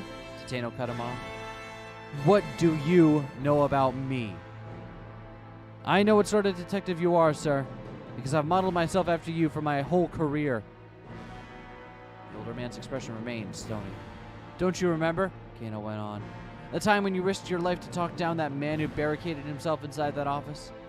Ever since then, you've been my... Tateno interrupted him with a sudden burst of laughter.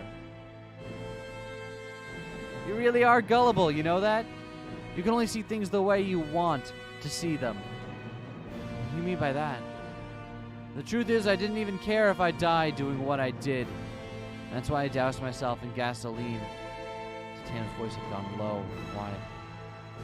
That was no display of heroics. It was more attempted suicide than anything else. I wasn't thinking about the other people still inside the building. It's just a coincidence that things turned out the way they did. So then if you made a single misstep, then everyone in that building might well have burned to death. You're lying! That can't be true! Kano shook his head insistently. I don't have time for this conversation. Tateno pressed the barrel of his gun to Maria's head. You don't bring Hitomi Osawa to me. Believe me, I'll blow her brains out. Please, stop this, Kano shouted, but there was no hesitation in Tateno's eyes. He looked like he really would shoot Maria if Kano didn't do as he asked. Hurry up! Bring Hitomi to me! Did you at least tell me what's going on? Go now. So help me, I will shoot. Kano drew his own gun from his jacket. I know you, Detective Tateno. I know that there's some meaning behind all of this. Tateno's words came out in an imploring croak. You think you can shoot me? Tateno spat. Letting El Carawan go free. Taking Maria hostage. This has to mean something. Sweat made Kano's hand slick where he clutched his gun. I asked if you think you can shoot me. I've always looked up to you. You were the sort of detective I wanted to become. Kano's view of Tateno began to blur as tears welled in his eyes. Tateno, please, I know this isn't your heart. My dick diary is proof. Kano, that was just a one-night stand, buddy.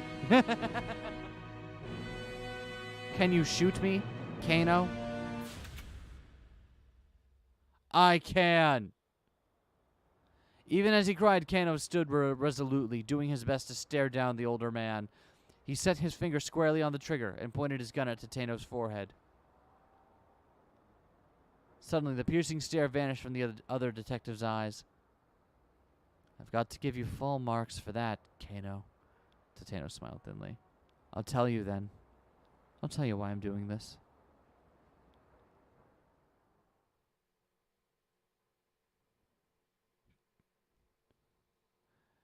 It all happened 17 years ago.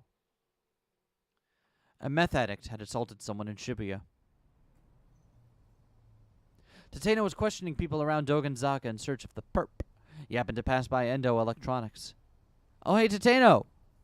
It was Katone Endo, clad in pristine white. Clutched to her breast was her daughter, Suzune, only a few months old. It's been a long time, Katone said. She flashed a tiny smile. Yes, it has, Tateno replied with a clumsy what? Smile of his own. Are you on the job? Yes, I am. Katone recoiled slightly at the dour look on Tateno's face. Is something the matter? There's an armed criminal hiding out somewhere in the area. What? I wouldn't leave the shop for a while if I were you. I'd have to go to the bank to deposit some money. Surely you can have Daisuke to go do it? He's away on a repair job and hasn't come back yet. Tateno let out a one-note sigh. See, Daisuke still does things his own way. Alright, let me escort you to the bank. You mean it? I'd feel a lot safer having you with me. Katone flashed him a smile so wide that Tateno thought he might lose himself in it. Tateno, Katone, and Daisuke were childhood friends and had gone to school together up through high school. Tateno and Daisuke were always clowning around together, and Katone was always there alongside them, laughing. Second OP of Psychopath Hours, right? Really is, though. It had been quite some time since he'd gotten to walk along Dogenzaka with Katone. How have you been lately? Well, with the newborn to look after, it's been pretty hectic, but there's never a dull moment. Things have been good. I'm glad to hear it. Katone was always as bright as a sunflower. Sometimes Tateno managed to convince himself that the sight of her was enough. Outside the bank, Katone held Suzune out to him. Tateno received the baby with an anxious frown. What's with the face? I'm not good with babies. I haven't held one very often. You'll be fine. Don't worry. Just hold on to her for a minute while I take care of things inside. All right. He held the baby gingerly like it was a bomb that might explode at any moment. Katone chuckled softly. Suzune stirred and squirmed into Tateno's arms. She kind of has Katone's eyes, he thought. It was strange, the sensation of holding a child. She was so soft and light, and yet such a real and responsive presence. The faint warmth of her body warmed Tateno inwardly in turn.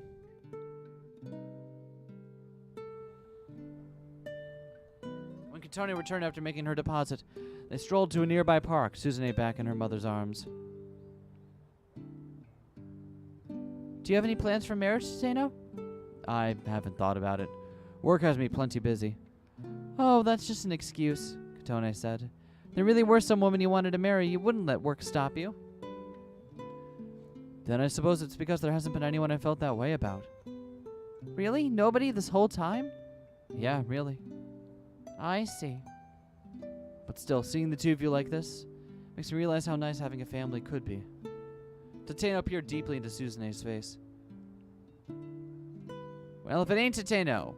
He looked up as a cheery voice cut into the conversation. It was Daisuke. What are you doing here? He asked his wife. I could ask you the same question. Come on, give me a break. I've come to make the deposit for the client. In that case, no need to worry. I just took care of it myself. I thought you'd forgotten about it. Oh, really? Kotone smiled as Daisuke reached down and carefully lifted Suzune in his arms. Beaming happily at his daughter, he nuzzled up against her tiny cheek.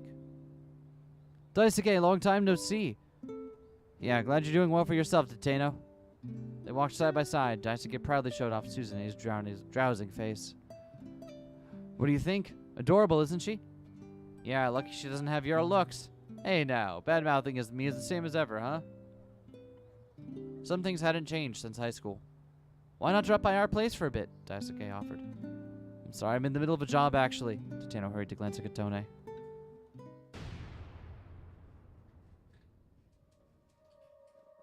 An instant later, Daisuke screamed, Kotone! A man had come up from behind his wife and now held a kitchen knife to her throat. Kotone stood stiffly, frozen in terror. Let her go! Tateno took a step toward the man. The slightly upturned eyes, the close-cropped hair, the thin mustache. All the details matched the description. This had to be the man Tateno was after. Shut your damn mouth! You want to try and kill me, huh? This lady here wants to try and kill me. The man was babbling nonsense.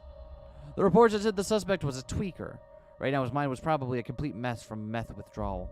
Left unchecked, there was no telling what he might do. Tateno shoved Daisuke behind him and drew his gun from his jacket.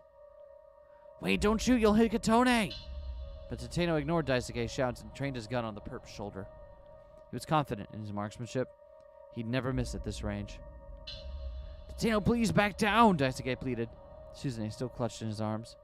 I beg you. I can't, Tateno hissed under his breath. This isn't someone we can reason with. The assailant began waving his knife about. He could stab it into Kotone at any moment. Tateno had to take the shot now. He aimed for the shoulder of the arm the man held his knife in. Tateno, stop! Daisuke shouted. Don't do this! For a brief moment, Tateno's eyes met Kotone's. He thought he saw her give a tiny nod. Don't shoot!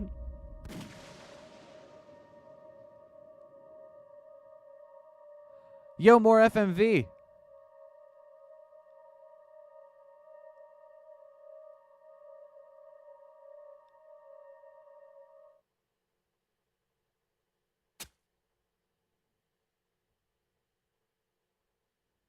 Oh, fuck.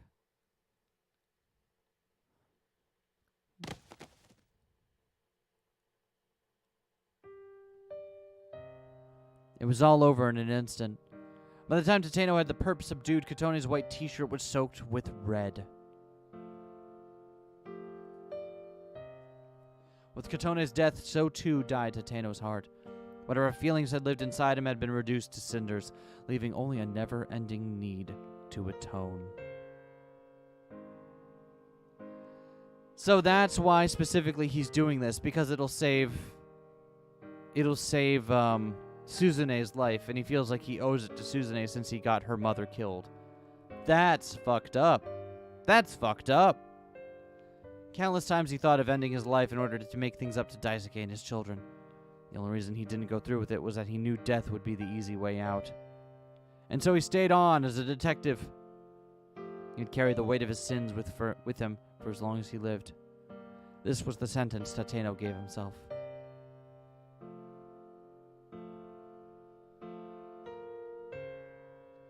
"15 years had passed since Kotone's death. For the first time, Tateno had gone to visit her grave. He was standing by the grave marker with his hands clasped when someone called out to him from behind. Excuse me?" A slender young girl stood there, flowers in hand. Tateno instantly recognized her, Suzune. She looked just like Kotone had back in her high school days. "Do you know my mother?" she asked. Yeah, we were, classmates a long time ago." "Oh, really? Well, thank you so much for coming." Suzune gave a slight bow, then gazed up at Tateno with her big, bright eyes. You look just like her." Tateno struggled to hold back the tears. He felt as if Kotone stood before him, returned to life. My father tells me the same thing all the time. I'm sure once you're all grown up, you'll be just as beautiful as she was. A forlorn smile came to Suzune's face. Once I'm all grown up, well, I don't think that's going to happen. Because I really do have a lot in common with my mother, including the part where I'm going to die young. Jesus fuck, that is one way to have a conversation. Don't be ridiculous, Tateno exclaimed. Why would you say such a horrible thing? Suzune took a step backward, looking shocked to be rebuked by a stranger. My apologies, he said hurriedly. I didn't mean to startle you. No, it's all right, Suzune murmured, clutching the flowers close. Honestly, it's not something I'd like to talk about myself, but I'm sick, so there's not really anything I can do to change it. Sick? I have a heart condition. A generic expression for illnesses pertaining to the heart, also referred to as heart disease, includes things like heart failure, valvular heart disease, and so forth. A transplant is the only thing that can help me, but my blood type is a little bit weird, and it doesn't look like they'll be able to find me a compatible donor.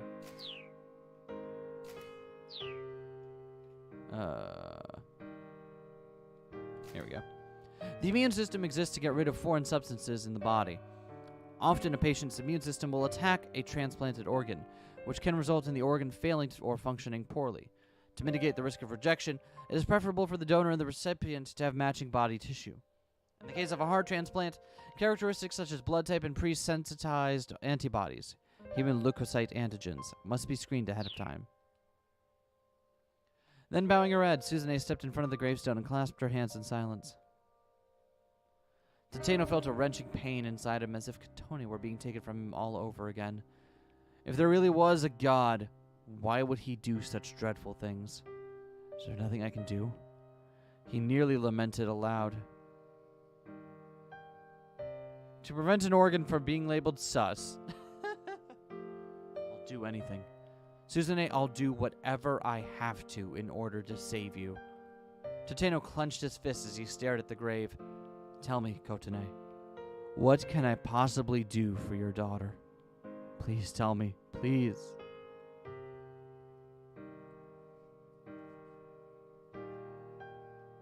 Oh yeah, happy stream days. And so the months rolled on. Everything changed just after 10 o'clock that morning. Tateno was on the stakeout when his cell phone rang. He glanced at the cell display and saw Daisuke Endo's name.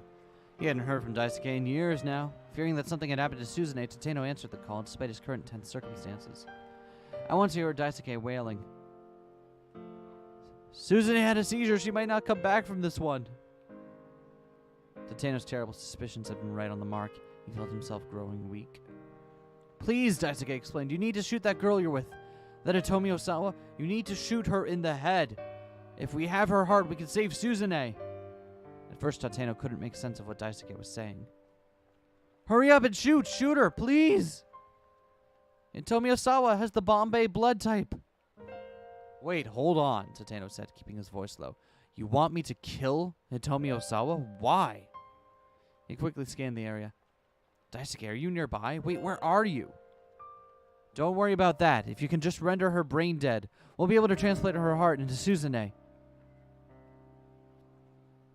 The term brain dead refers to a state where the entire brain, including the brain system, is beyond any recovery. In Japan, brain death is defined by Article 6 of the Act on Organ Transplantation, which states that brain death can be only declared when the goal of authorizing a transplant and is subject to the judgment of at least 2 doctors, inspecting the patient according to a preset process at least 6 hours apart. Shooting someone in the head didn't necessarily guarantee they'd wind up brain dead, and even assuming it did, if Tateno shot the Osawa girl here in the middle of the scramble, it would cause a giant incident. By the time the autopsy was completed, the window for a heart transplant would surely have passed. Tateno, shoot her, please! Daisuke, I can't. You know I can't do that. Hurry! It was like his old friend wasn't even listening to him. Look, even if she did wind up brain dead, they wouldn't be able to perform a transplant. But Daisuke kept on shouting. It's fine. It'll be fine. I'll make the transplant work somehow. Just... You'll make it work. Even knowing how ridiculous that was, part of Tateno wanted to know if he had what he had in mind, if anything. I finally found it. I found something we could do for Suzune. Please help me help her. Tateno understood Daisuke's feelings painfully well. To be helpless to stop the suffering of someone you loved, nothing in the world hurt as much as that. I want to save Suzune. Tateno, this is the one thing I will ever ask of you. Tateno could hear a choked weeping from the other end of the line. And at that sound, something inside him shifted. Yes. Yes, Daisuke was right. The likelihood of a transplant happening wasn't the issue. What mattered was that right now, he could take action. He could do something for Suzune. He mustered up his resolve, feeling the doubt lift from his heart. For Suzune. For the daughter of the woman he loved.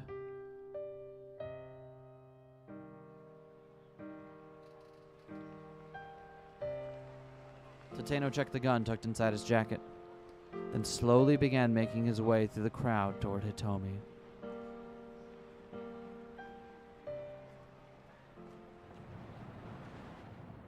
Oh, well, that sucks. So now you know why we're here. Tateno gestured subtly with his gun, its barrel still pressed against Maria's temple. Kano's own gun wavered in his hands. He was crying inside. There was nothing else he wanted to hear from Tateno now. And now he was sure of one thing. Words were never going to stop this man. Kano, Tateno said. At my age, I'll have seen all sorts of young detectives come and go. He fixed his lonesome gaze on Kano. And you're about the worst of the lot. Whenever it's time to take action, you immediately do something reckless. Do you know how many formal apologies I've had to write because of you? Tateno let out a heavy sigh. But you know, Kano, because of the way you've looked up to me, you've saved me. And that is the truth. He sounded like a man speaking his last words. Now come on. See if you can stop me. He pressed the gun harder against Maria's temple. Kano took aim at his former hero's head. Detective Tateno. His finger wavered on the trigger. Shoot him. You have to shoot him. If you don't shoot him, Maria is going to die. He tried desperately to convince himself. I am going to stop you. Tateno looked him coldly in the eye. Then do it! Shoot me! Kano stared right back. He tightened his finger on the trigger. Ah!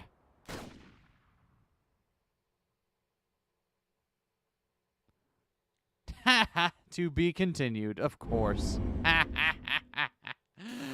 Oh, you shit game. All right.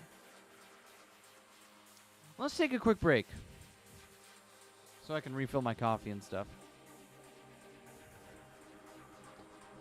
Y'all know the drill. Stand up and walk around for a bit and drink some water or eat something. When I come back, we'll keep moving through this hour. I think we should be able to finish off this hour block today if we keep going.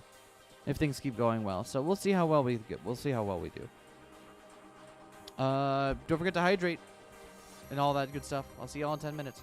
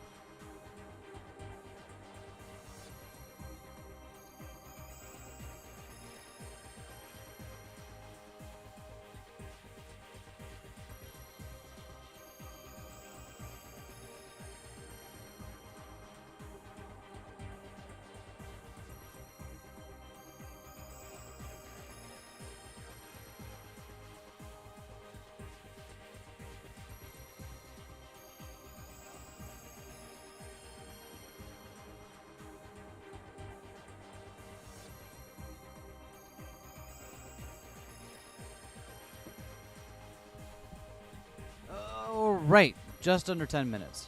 Perfect.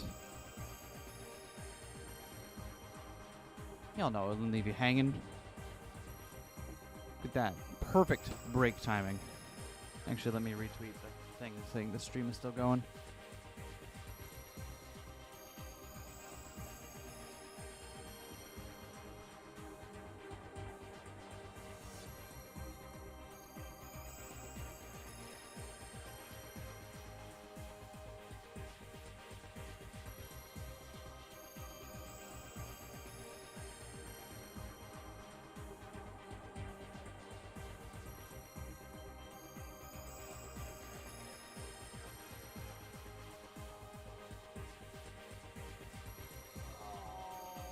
Right.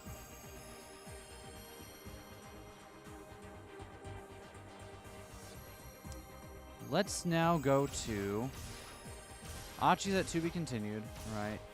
Kano's at to be continued. Osawa still keep out and Maria still keep out. There was a jump point in Kano's that we could use to get to Maria, right? Yeah, here we go.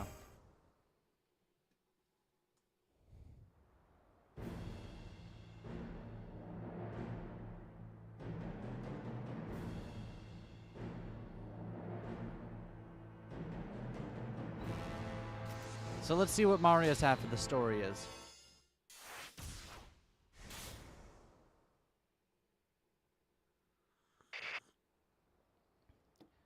I hear a faint voice and then realize that the man is listening to a wireless radio.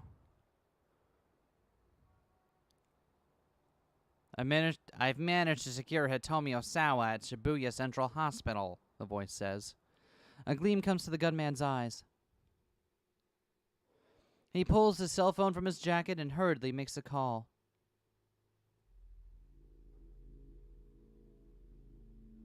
I've secured Maria Osawa, he says to whoever's on the other end. Huh? Maria Osawa?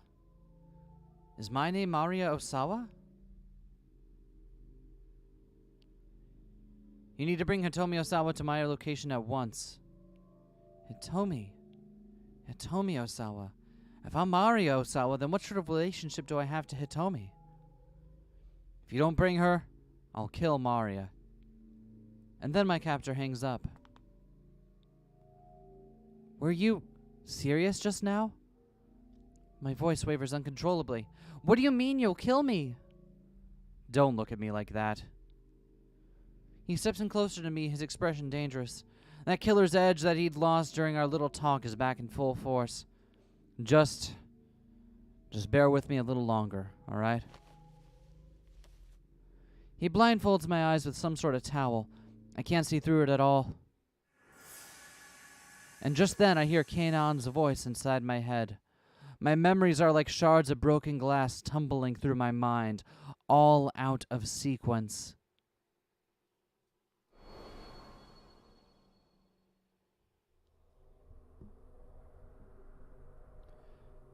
How are you able to do that when the string is so tangled up? Oh, once you know the trick to it, you can do it with your eyes closed. I'm showing Kanon how to do it. Oh, wait, I got him back. Whatever. I'm showing Kanon how to do a cat's cradle. She reaches out for the string. Huh? She doesn't get hold of it quite right. What gives? Despite her efforts, the string gets all jumbled up. No, it's not like that, I say. Hook your index fingers through the front part of the string. No, I get that. Kanon's getting irritated. But after giving it a few more tries, she finally manages to pull it off. There we go, she says. Look at that. Seeing her innocent smile bolsters my own spirits. That's neat. Thank you for teaching me. Oh, it's nothing special. Here, as the things, let me teach you some skills to help protect yourself.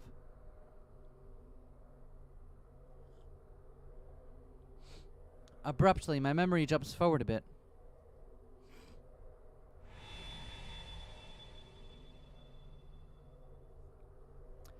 Kanon has been training me in some form of self-defense. Techniques for protecting oneself when attacked. Rather than defeating the opponent, self-defense training generally prioritizes simply getting oneself away from danger. Some people consider behavioral tenets such as run away when you're attacked or don't go near dangerous places to be forms of self-defense as well. Don't overthink it, she says. People will either try to punch you, kick you, or grab you. If you can stay ready for those 3 things, you'll be able to take it from there. She demonstrates some sort of defensive movements as I watch. I follow suit, doing my best to mimic her. Okay, let's do this. Kanon throws a punch at me, and I dodge, grab her by the wrist, and give her arm a hard twist. Incredibly, she goes whirling through the air. She lands nimbly on her feet, a little grin coming to her face. Nicely done, she says. I stare down at my own hand. Did I really just do that? Once you repeat the movements enough, your body will treat them like second nature. I do as she says, trying to repeat the same movements over and over. At first it feels like a silly gimmick, but eventually I feel the motions growing smoother. There you go. People like those thugs we met before won't get the drop on you again. Thugs. And now my memories zip further back into the past.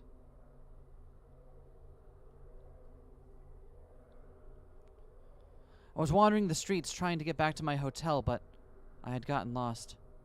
By the time I realized I had wandered into some dodgy back streets, I was already surrounded by people giving me threatening looks. They must have been thugs looking for tourists to rob. If they had caught me, I'm not sure I would have made it out alive. But they hadn't. Kanon had seen to that. Thank you so much for what you did for me. I didn't want there to be seen here, Kanon says bluntly as she surveys the aftermath of the thug's attack. That is all. I'd happened to be right underneath her apartment window when I was nearly abducted. Bit by bit, my memories of Kanon are starting to resurface. Just a little more. Just a little more and I'll have myself back. I'm sure of it. Detective Tateno, where are you? A man's voice suddenly snaps me back into the moment. It's Kano! I've come as you asked. The gunman grabs me by the arm and yanks me to my feet. Where's Hitomi Osawa? He snarls. Why didn't you bring her? Detective Tateno, why are you doing this? Is that really Maria? My captor removes my blindfold. Oh, hey, the fucking blimp. Remember the blimp from the opening? We haven't seen that in a while. Look at that shot, though. That's great. I mean, it's Photoshopped, but still, great shot. The first thing I see is a huge blimp drifting slowly by overhead. Huh. I'm sure I've seen it before. And pretty recently at that.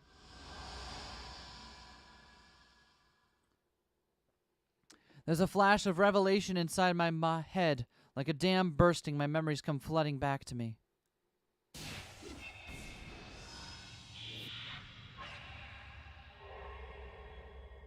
Oh! That's why she was so fixated on it. Last night, I was at a party. A sort of mixer with the exchange students. Someone was plotting to use this party as an opportunity to abduct my sister, Hitomi. And so I told Hitomi that the party started 1 hour later than it really did. I had a plan to let myself get abducted in Hitomi's place. Of course, the idea wasn't just to let myself get kidnapped. The necklace I wore was outfitted with a tiny GPS. Wherever I happened to be taken, Kanon would be able to track my location. What we hadn't counted on, though, was my necklace getting torn off when I was attacked. I managed to grab a hold of it, but I hit my head when I was being shoved into the car, and it slipped from my grasp. I'm not sure how far we drove after that. In my fuzzy memories, I recall gazing blearily out the car window.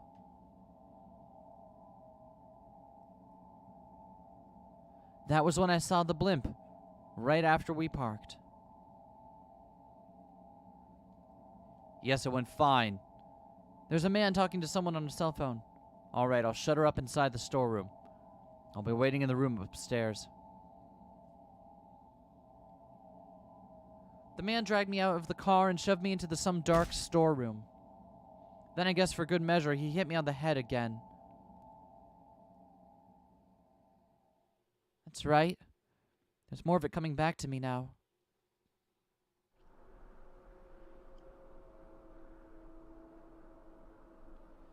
You spent your life living in a country at peace, in Japan. You couldn't possibly understand me. Kanon again. So it's not like she and I became fast friends right away or anything. The two of us were too different in a lot of ways. Where do you draw the line? What would you protect with your life? What does justice mean to you?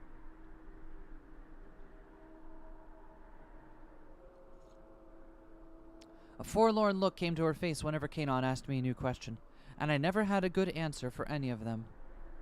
My flimsy grasp on my own personal identity made it hard for us to get along, and yet I kept visiting Kanon's place for the duration of my trip. I recall doing the cat's cradle there at the table one time when we didn't have anything in particular to talk about. Benny, get out of here. Her eyes had gone wide when she saw me deftly manipulating the string with my fingers. Who taught you how to do that? She asked. My mother. My real mother, that is. Kanon furrowed her brow. What do you mean, real? As opposed to my stepmother, I mean. My birth mother died after getting really sick, so I was only 5 years old. I don't remember her that well. I see, Kanon said. Her expression remained unchanged. God damn it, Benny! I hate living here. What about your parents, Kanon? I don't have any. They died during the war. The bluntness of her response made my hands stop, the string still stretched between them. Sensing that we were treading on some serious ground, I hurried to change the subject. Do you, have any friends? No. Well, I used to have one. Her use of the past tense made me fear the worst, and I was right. He was killed, too, by an arms dealer named Alphard. Her tone was dry and matter-of-fact. Taking revenge for his death is my sole purpose in life. Despite the gravity of her words, her face was already an unreadable mask. She seemed almost incapable of human emotion. So, what sort of person is this Alphard? He is a destructionist who masquerades as a terrorist. Destructionist? That sure wasn't a term that came up a lot back in Japan. Alphard doesn't believe in God and holds no political ideology. The chaos and destruction is just to earn money in order to carry out more terrorist acts. So you're saying this Alphard commits terrorism because it's fun? Kanon nodded. That is why every now and then Alphard changes loyalties. Just when you think you've found ties to some Middle East terrorist organization, turns out the job was for the American CIA. Heck, so Alphard stands for nothing then? Kanon smiled dismissively at my little childish outburst. I couldn't help but feel a little bit patronized. I twiddled my fingers, turning my cat's cradle into a bridge. Kanon's eyes fixed right back on the string. A tiny surge of pride replaced my annoyance. She went quiet, watching closely as I worked my fingers. The tension in the room faded as the silence between us lengthened. My stepmother's the sort of person who couldn't do this sort of thing, I said at last. For some reason, I had a sudden urge to talk about my personal life. I guess she cares about herself more than looking after her children. She's not a bad person, though. She gives me weird bits of advice, like telling me to find someone to date or that a woman's life is defined by a man, but it's not like I hate her or anything. Would you mind teaching me? Kanon asked softly. What, how to find a guy to date? No. She shook her head, and then she pointed to the cat's cradle strung between my fingers. Oh, you mean this? So I took her by the hand and started to teach her the cat's cradle. Hey, do you mind if I ask you something? I said after a while. What's that? That friend you mentioned earlier. What was he like? Kanon's fingers went still. It's better if you don't ask. If I tell you, you won't want to come here anymore. That's not true, I insisted. Even though I'm a terrorist? She replied curtly. A terrorist is one who uses fear and violence to attain political objectives. The term has its origins in the reign of terror in 18th century France, known in French as La Terreur. I swallowed a sudden lump in my throat, unable to find the words. We fight for righteousness, but you people call us terrorists. In the religious sense, the state of being virtuous, free of sin, and observant of the proper rules of moral conduct, not the same as being in the right, though many people equate the two. Am I wrong? She cast a quick look at my face. But I mean, you protected me. My voice wavered as I replied. All I did was take down some thugs. I just didn't want them around. What could I say back to that? I just stammered. Nah, I'm just messing with you. Huh? Kanon flashed me another slight condescending grin. I was just joking. Don't worry about it.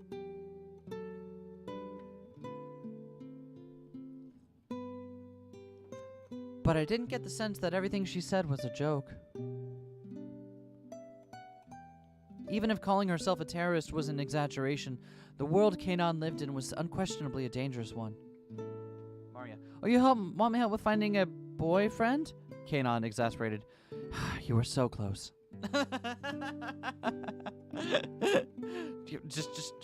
just come on. You were almost there. I could tell from the cold look in her eyes, a look you'd never expect from an ordinary teenage girl. Just what sort of hardships had she endured to acquire that deadly stare? Having lived all my life... Oh shit, why did I go? Having lived all my life in peaceful Japan, I could scarcely imagine. Kanon tried and failed several times to get the cat's cradle right, but she didn't give up. She worked fastidiously by herself, fingers continuing to shift awkwardly about. Okay, here we go. She hooked the string around her fingers and spread her palms. But the string shape just collapsed into a jumbled mess. Confound it. Okay, one more time. You could make this into a game with two people, you know. I plucked the string from Kanon's hands. You pass the string back and forth. Why don't we try that? It's more fun than doing it by yourself. I wrapped the string around my fingertips. What do you say? Do you want to give it a go? Kanon looked dubious. The intricately intertwined strings were like the world, in a way. What had started as a single thread was now something that couldn't be undone just by pulling on it. I held my hands out, twirling the string around my fingers. Kanon took the pattern from me and spread her palms apart. She made a perfect bridge between her hands. The shy grin that came to her face made her finally look like a normal girl. I followed suit with a childish little laugh of my own.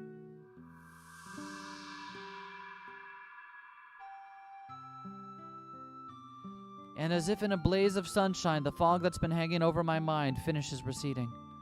I remember everything. My name is Maria Osawa. My sister is Hitomi Osawa. And Kanon, she is a dear friend who I met in a far-off land. She helped me once, and now it is my turn to help her. I close my eyes as I reflect upon these precious memories, all the dearer for having been lost. And now when I try to picture Kanon, I can do so clearly. It's just as I thought before. My memories are what make me who I am, and I would never choose to forget them. Bold philosophical stance. 428 should be a scramble really said that the self is based on your memories and nothing else. I feel almost as if time had stopped for me while my history was gone, and now it started moving again. I'm finally back to being me. FMV time!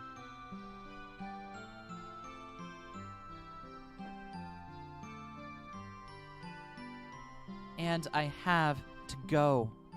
I have to go back there one more time.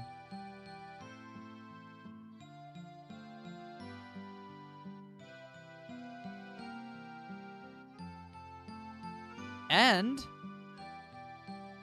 of her story. And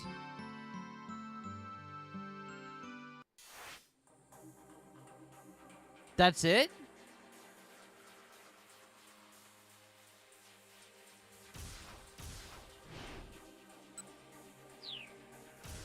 Huh. I wonder if we're going to get a different character in the final block here. I guess then, We have to go to Minorikawa next, huh?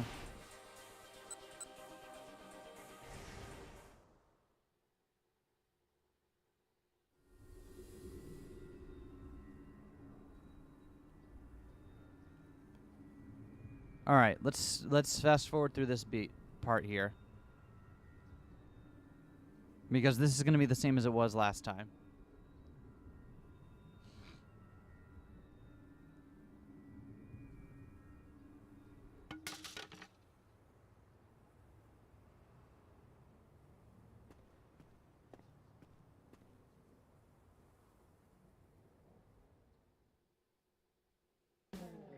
Alright, so she's gonna get in the taxi with Kimizuka, right?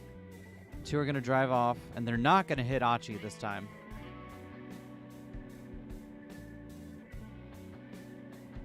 Hopefully.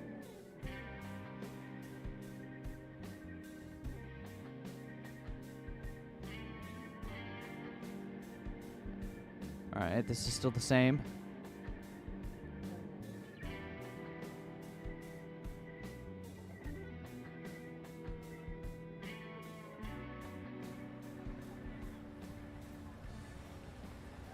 Perfect. Okay. The taxi stopped outside of Heaven Publishing. Minorikawa left a 1,000-yen bill on the seat and exited the cab. He was stumbling his way toward the building when someone called out to him. Mr. Minorikawa! Huh? For a moment, Minorikawa didn't recognize the man now idling his sedan at the curb, but when he took a closer look, he realized it was Kenji Osawa. Oh, so this is where Osawa... Okay, so this is how we hopped to Osawa. Oh, Mr. Osawa, sorry, but I haven't been able to look into that thing you asked about yet. I see. That's quite all right. Osawa looked pale and haggard. Minorikawa's reporter sense started tingling. This guy is the key to something. He recalled what he'd heard the detective and his buddy talking about back at the scene of the explosion. Roughly 8 hours ago, they infected Maria Osawa with the Uwa virus. If we don't administer Kenji Osawa's antiviral before she develops symptoms...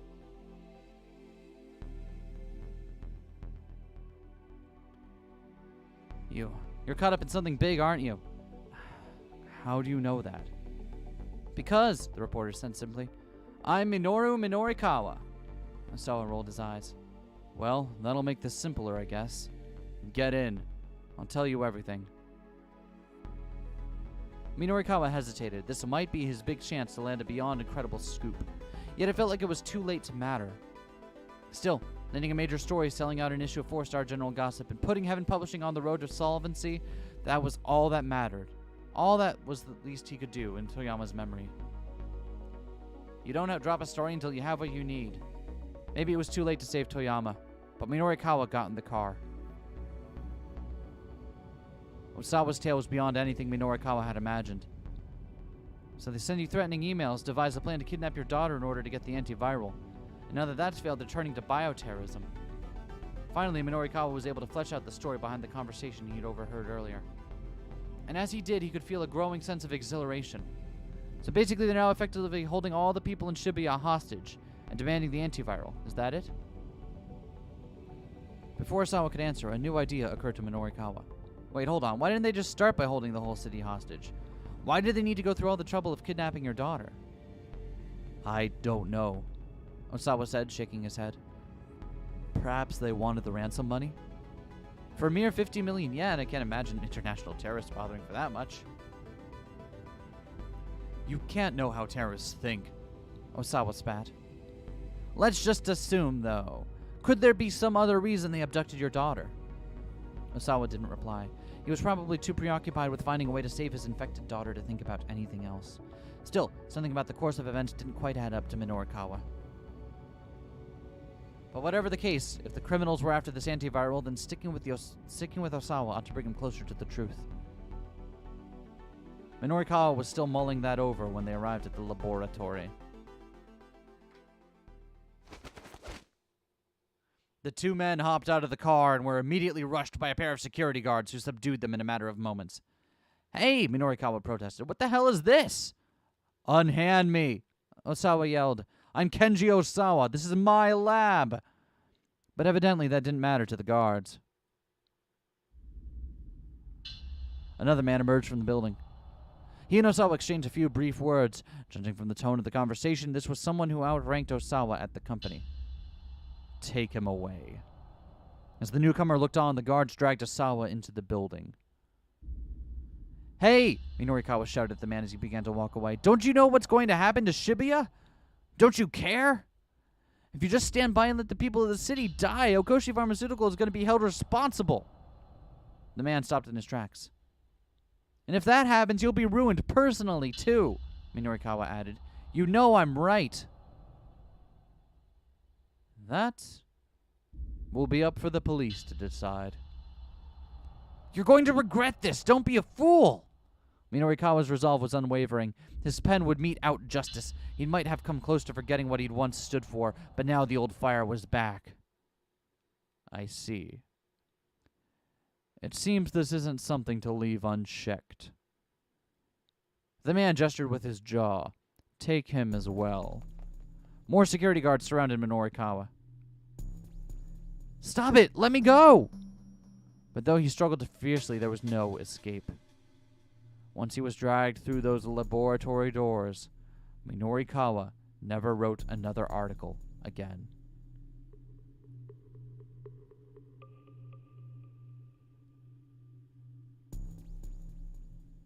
Is that a bad end? Okay, yeah. Detained at the lab. There's no getting past security. Even if Osawa can't get into his own lab, there's no real reason to go there. It's Osawa who needs to decide on a different course of action. Okay, so we don't want Osawa to take us back to the lab. We don't want to go back to the lab again. Alright, so let's jump to Osawa.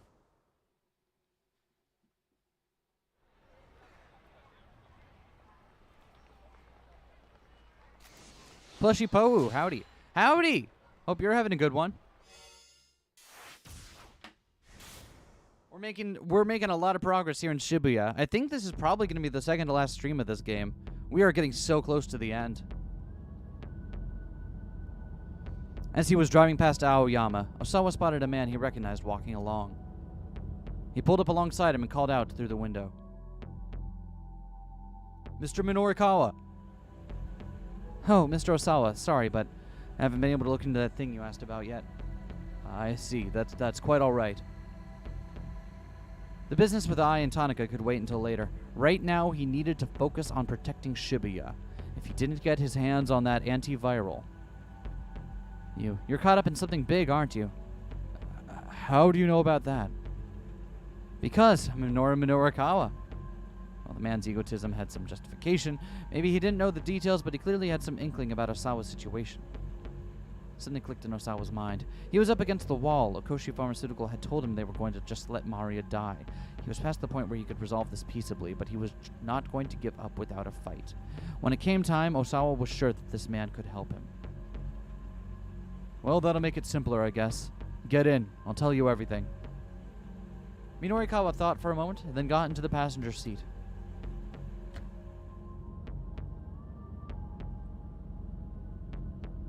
As he drove to the lab, Osawa filled Minorikawa in on all the details.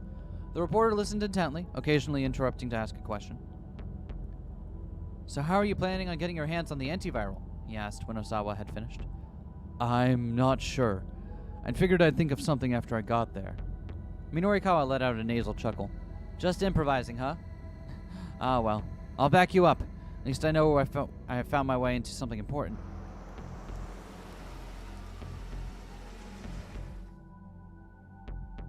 They pulled up outside the lab, and the two men got out of the car. Immediately, a team of security guards burst out through the gate and forced Osawa to the ground. Hey! Minorikawa protested. What the hell is this?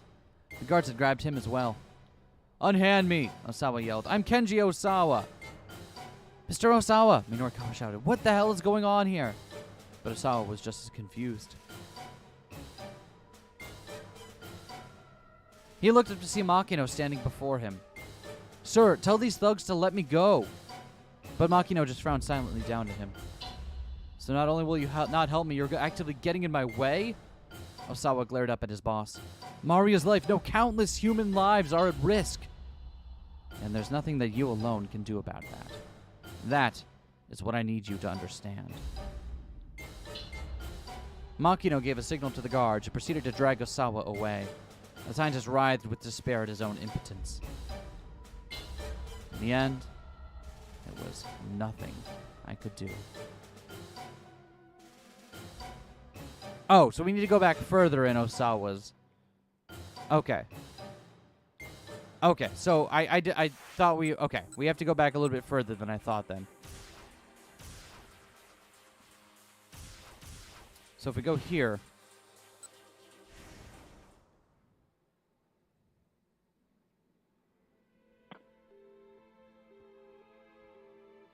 So then...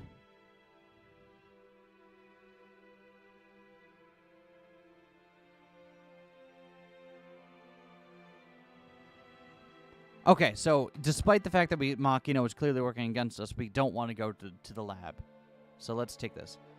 Still, you just have to take Makino at his word. Right now, that was his only course of action.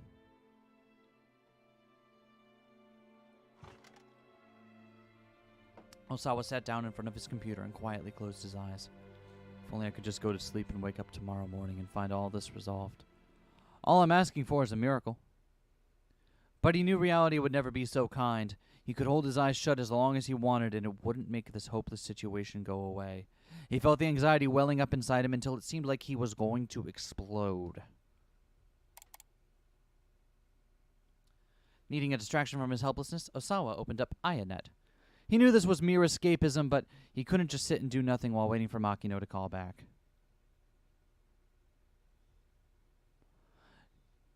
He posted a new topic with the title, Aya, Fortune Teller.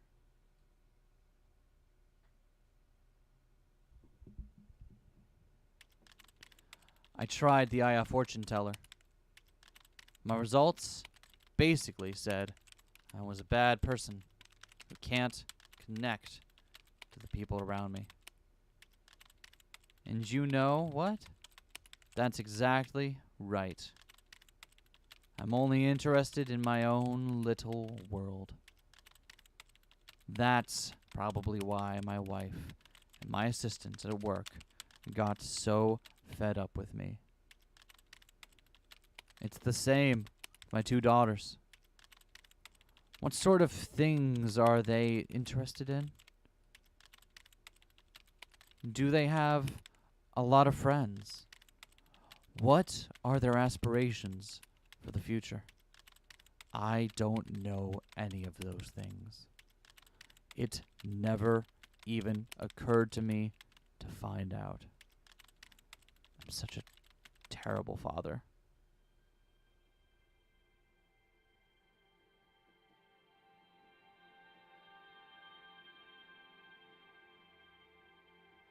Asawa's fingers ceased their tapping on the keyboard as he thought back to when Maria and Hitomi were younger.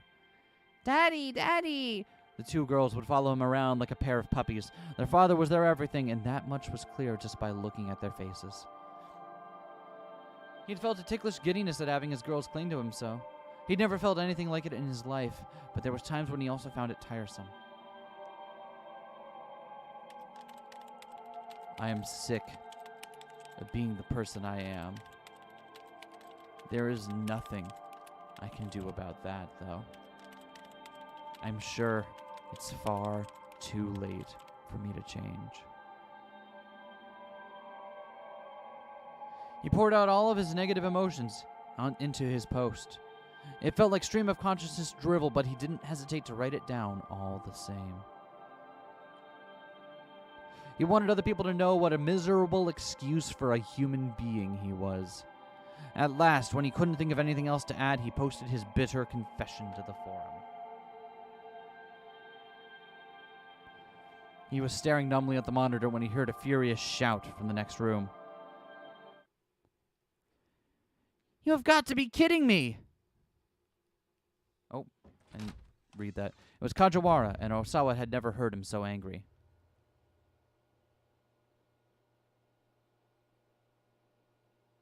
Osawa headed into the living room and found Kajawara embroiled in a vehement argument with the other detectives. I don't care what HQ's policy is. I will not just quietly go along with this. Kajawara had already screamed himself red in the face. You're out of line, snapped one MPD detective. Kichi Sawatari, with the Metropolitan Police Department's first criminal investigation section. Having heard of Kajawara's past deeds from his friends at the Shibuya precinct, he recommended to his boss that Kajawara be assigned to the investigation at the Osawa residence. After seeing the detective's interactions with Osawa, he is confident that his recommendation was in the right. However, given the circumstances, he could not help but take a cold stance towards Kajawara. Hold your tongue. I don't care if I'm out of line. You may have talent, I'll give you that, the other detective said, but you're a precinct detective, and this is not your jurisdiction. It's not your place to question orders from higher up.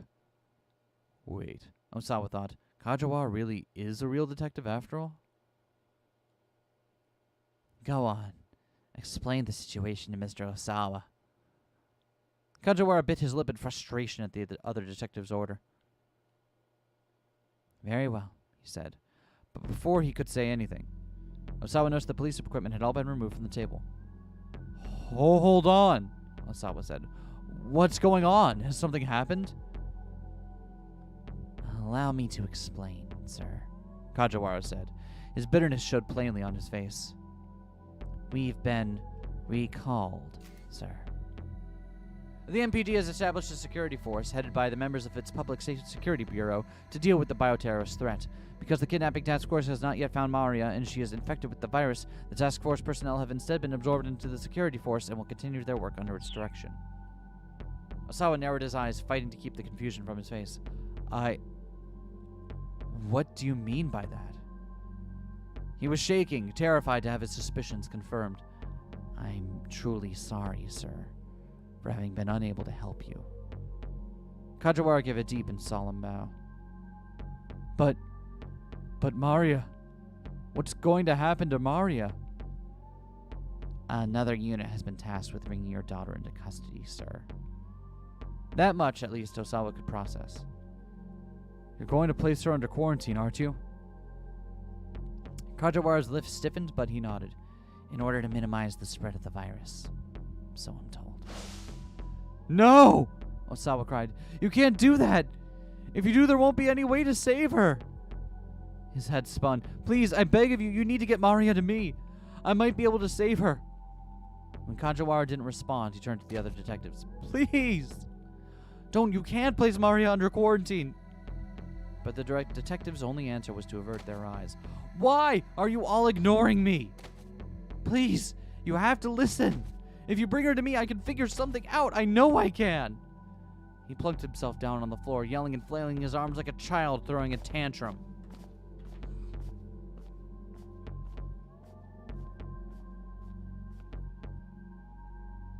The detectives exchanged sullen looks with one another and then walked off and left him there.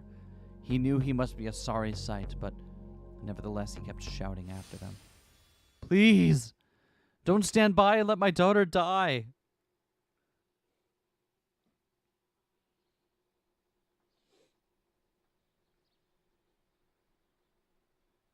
Only Kajawara remained with him in the living room. I'm sorry, sir. This was, beyond my ability to stop. He gave another apologetic bow. Osawa suddenly felt deflated. No, you've done a fine job, Detective Kajawara. It's me who should be sorry. I made such a disgraceful display of myself. That's not true, sir. In fact, I'm deeply moved. I can tell how much Maria must mean to you. Osawa shook his head. If I'd really been thinking about Maria, I would have made an effort to work with you detectives more. That was all just self-absorbed shouting, a moment of emotional selfishness. And yet, as a result, you convinced me to stay here with you.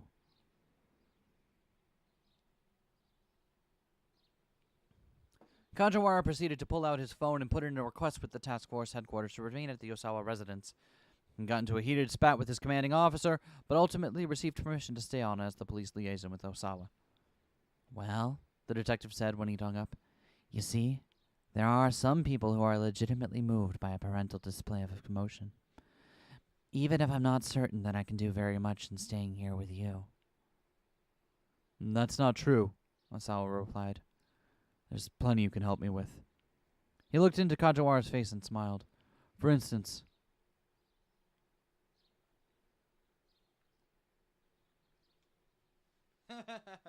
I can have a banana whenever I want. You can find things that have gone missing. Ah, like that plane ticket, you mean? Kajawara gave a bashful smile. Yeah, I'd never found it if you hadn't been here, Detective. Oh, yeah. Oh, whoops. Yeah, I'd never found it if you hadn't been here, Detective. Well, like they say, you can never find something when you're really looking for it. And then a hint of sadness came to Kajawara's eyes, and his voice grew quieter. My daughter. She had this little toy ring that she loved, and she lost it in her house somewhere. I didn't realize you had a daughter, Detective. She just started grade school this year. Oh, really? She must be adorable. Well, I don't get to see her as much as I'd like. A lonely sort of smile crossed Kajawara's face. And why is that? Doing this job caused me to neglect my family. And finally, about 2 years ago, my wife hit me with the divorce paperwork. I wanted to be able to keep our daughter with me, but, well, the law tends to favor the mother when it comes to custody issues. The detective pulled 2 bars of chocolate from his pocket. Osawa accepted one, but said nothing. The toy ring she lost, I bought it for her as a birthday present. She loved it so much, she cried and cried when it was gone. I looked all over for it. The detective bit into his own chocolate bar with a soft snap. So then later, this toy ring. I found it after my wife took our daughter away. And do you know where it was? Osawa shook his head slightly. Under my daughter's mattress. It fell out when the bed was taken out of her room. Isn't that funny? That was somewhere I never would have found if she'd stayed. Another sad smile came to Kajawara's face before he went on. I guess there wasn't much point, though, finding it after she left.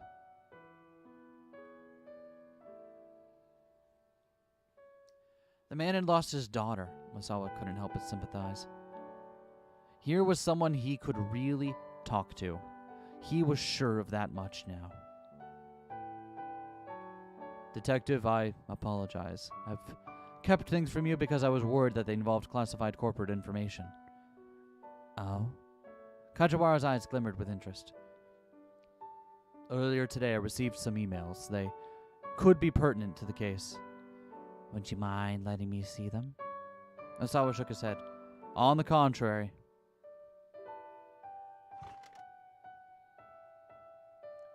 Back in front of his computer, Osawa saw that IANet was still open. Pretty Honey had responded to his forum post. There was no time to be looking at the internet. Osawa closed the browser. He was curious about Pretty Honey's response, but it would just have to wait. Just as the browser window was closing, however, a couple of lines jumped out at him. It's never too late. When it comes to family, there's no such thing as game over. It's never too late. Right now, that was about the most reassuring thing that Osawa could possibly hear. He would do whatever he could. All he could do was try his best and refuse to give up.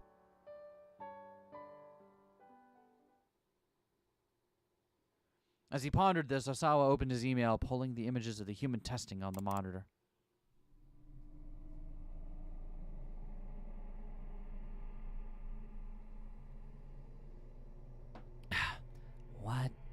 What is this? Kajawara stared at the monitor as if unable to look away. These are images from unauthorized clinical testing of an antiviral drug I developed, carried out by my company without my knowledge. Images of a... I'm sorry. What was that? The detective frowned at the unfamiliar terminology. In simple terms, the antiviral is a wonder drug to combat the UA virus. Hold on. Maria is infected with the UA virus, right? Yes, UA is a species of virus discovered in South Africa relatively recently. Roughly 12 hours after infection, patients develop a cough, then a fever, and then begin vomiting, and ultimately begin to bleed uncontrollably from all over, resulting in death. The mortality rate is, Osawa was reluctant to say it, but Kajawara held his breath, waiting. It's nearly 100%. Kajawara shuddered. But wait, he said after a moment. If you have this wonder drug, then Maria... Osawa shook his head. Without tonica, I have no means of getting it out of the lab. Kajawara's frown deepened. I see. It may not be much to go on, but I think we can put together at least one piece of our little mystery here. Pardon me for a moment. A mystery is something difficult or impossible to explain, an enigma. You see plenty of books titled The Mystery of Such and Such or The Secret of Whatever on bookstore shelves, but when you read them, you're invariably disappointed by the mystery not being that mysterious after all. Which is why you never solve mysteries. As long as you don't solve the mystery, you can imagine it's a witch. That's the takeaway here. Kajawara inspected the email address of the sender, A, and then brought up the mail header. You don't see email addresses like this much. It's seemingly from a foreign country, but that may be fake. You can tell that just from the email? The detective flashed a little grin. Take a look here. So if we just do this, and then this right here. It's never too late when it comes to family. Oh, my sweet summer child. His fingers flew over the keyboard, calling up the header details, singling out the received from field. This set of 4 numbers at the bottom is the sender's IP address. Think of it as an ordinary hidden location marker of sorts. As he spoke, the detective pulled up a website called IP Station. He copied and pasted the set of 4 numbers and pressed the Enter key. The monitor showed the name of the provider, connection method, and other such details. A provider is a vendor that provides an internet connection service. A typical internet connection requires a dedicated line. Customers who do not already have one must make a contract for one with the provider. When the provider establishes your connection to the internet, you are assigned an identifying number called an IP address. Osawa couldn't make heads or tails of most of it, but one thing drew his eye. Access point, Shibuya Ward, Tokyo.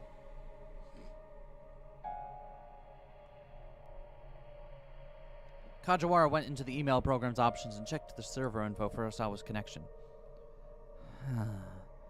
Deep furrows formed in his forehead. This is the same provider that you use, Mr. Osawa. Oh, what does that mean? What kind of internet connection do you have here at your house? What sort? It's plugged in over there, but, Osawa pointed at the router.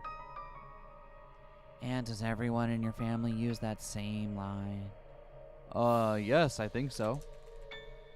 Kajawara opened up a command prompt and then typed ipconfig. A literal prompt for users to issue computer control commands via keyboard instead of mouse, also frequently used to refer to the window or program allowing for such. Okay, so the same numbers we saw before pop up here. That's a bad sign. Oh? Osawa stared at the monitor. Kajawara pressed enter and a black window covered in white alphanumeric characters appeared. What the heck? Oh, hold on, this is good. What the heck? Kajawara muttered under his breath. Wait, what's going on? Osawa asked. Explain simply so that I can understand. Faking an email address is simple enough, but the typical person wouldn't be able to fake an IP. It's very likely that these emails were sent from another computer inside this house. Osawa had to stifle a gasp. The emails had been sent from his own house at around 11 o'clock that morning. Since Osawa hadn't sent them himself, that left only one possible culprit. Suddenly, his phone rang, nearly startling him out of his seat. Makino's name showed on the incoming call display. Osawa quickly picked up. Is there an update on the emergency board meeting? He blurted. Makino's voice was quiet and subdued. I tried pulling whatever strings I could, but to no avail. I'm afraid holding a board meeting today just won't be possible. The phone fell from Osawa's hand. His only possible means of saving Maria was now gone. Trust no one, not even yourself. Oh, shit! Oh, shit! Sorry. Alright, so we got one more.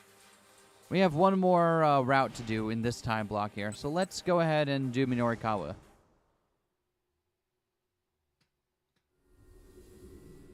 So this is all the same.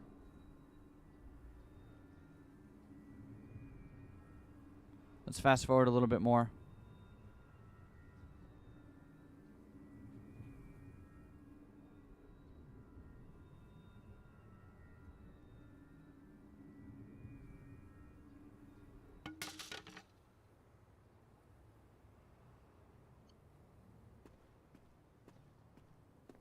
All right. Gonna get in the taxi again. Divorce is all but assured. I think it's a good time for Osawa and Kajawara to soothe each other's broken hearts. I see the shippers are back on deck.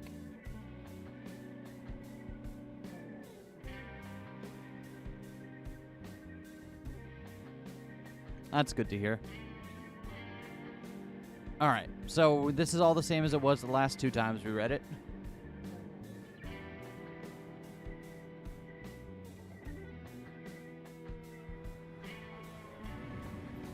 And this time we're going to get out, and Osawa's not going to be there.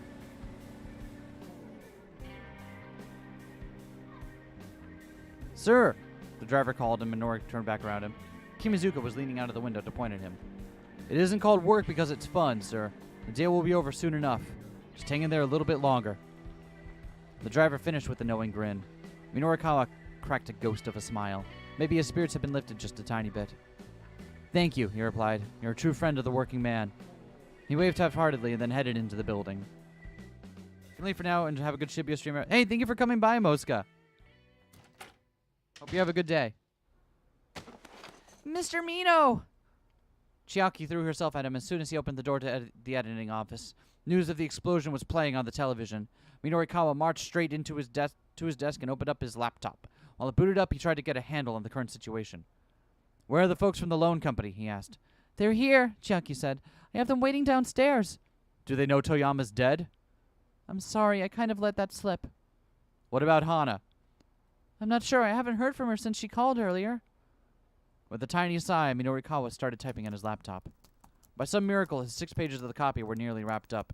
Still, he needed to do whatever it took to see this job through to the end. That would serve as his final tribute to Toyama's memory.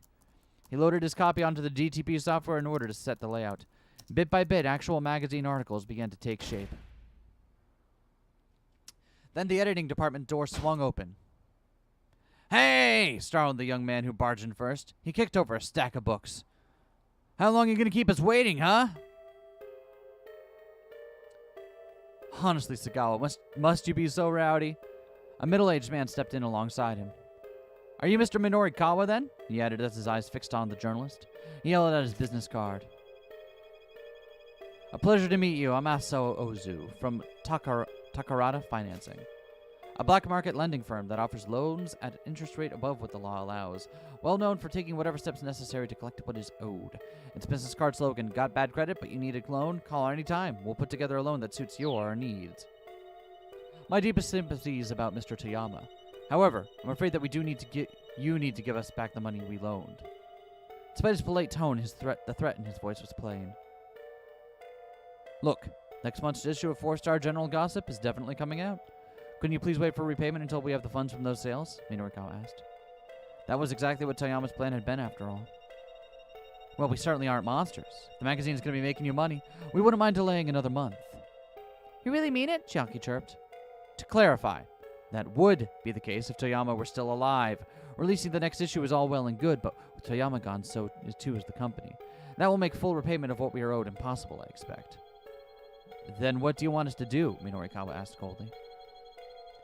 How about we just cut to the chase? Growled the younger man, Sagawa. Dig out your ears and listen up.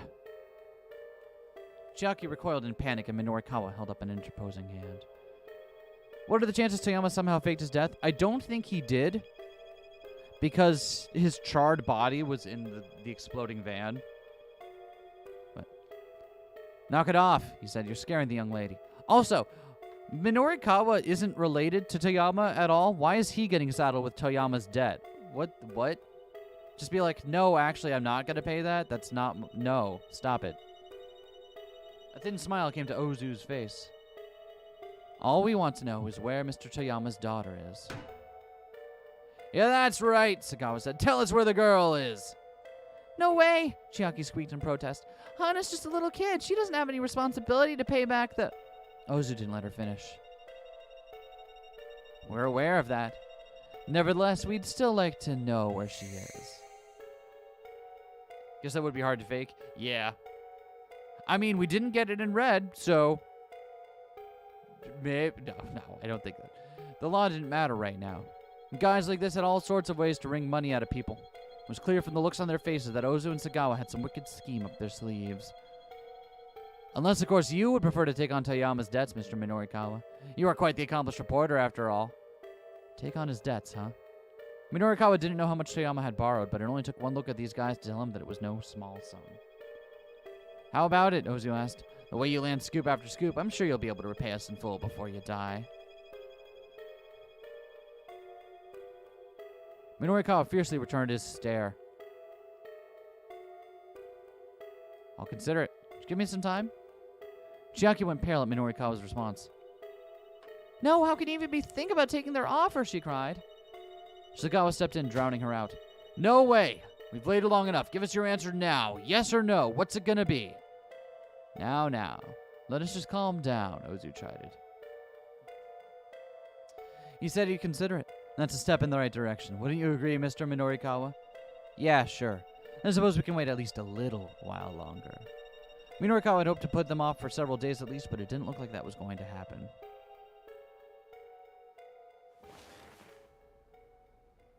The two men from Takarada Financing plunked themselves down on the editing department sofa.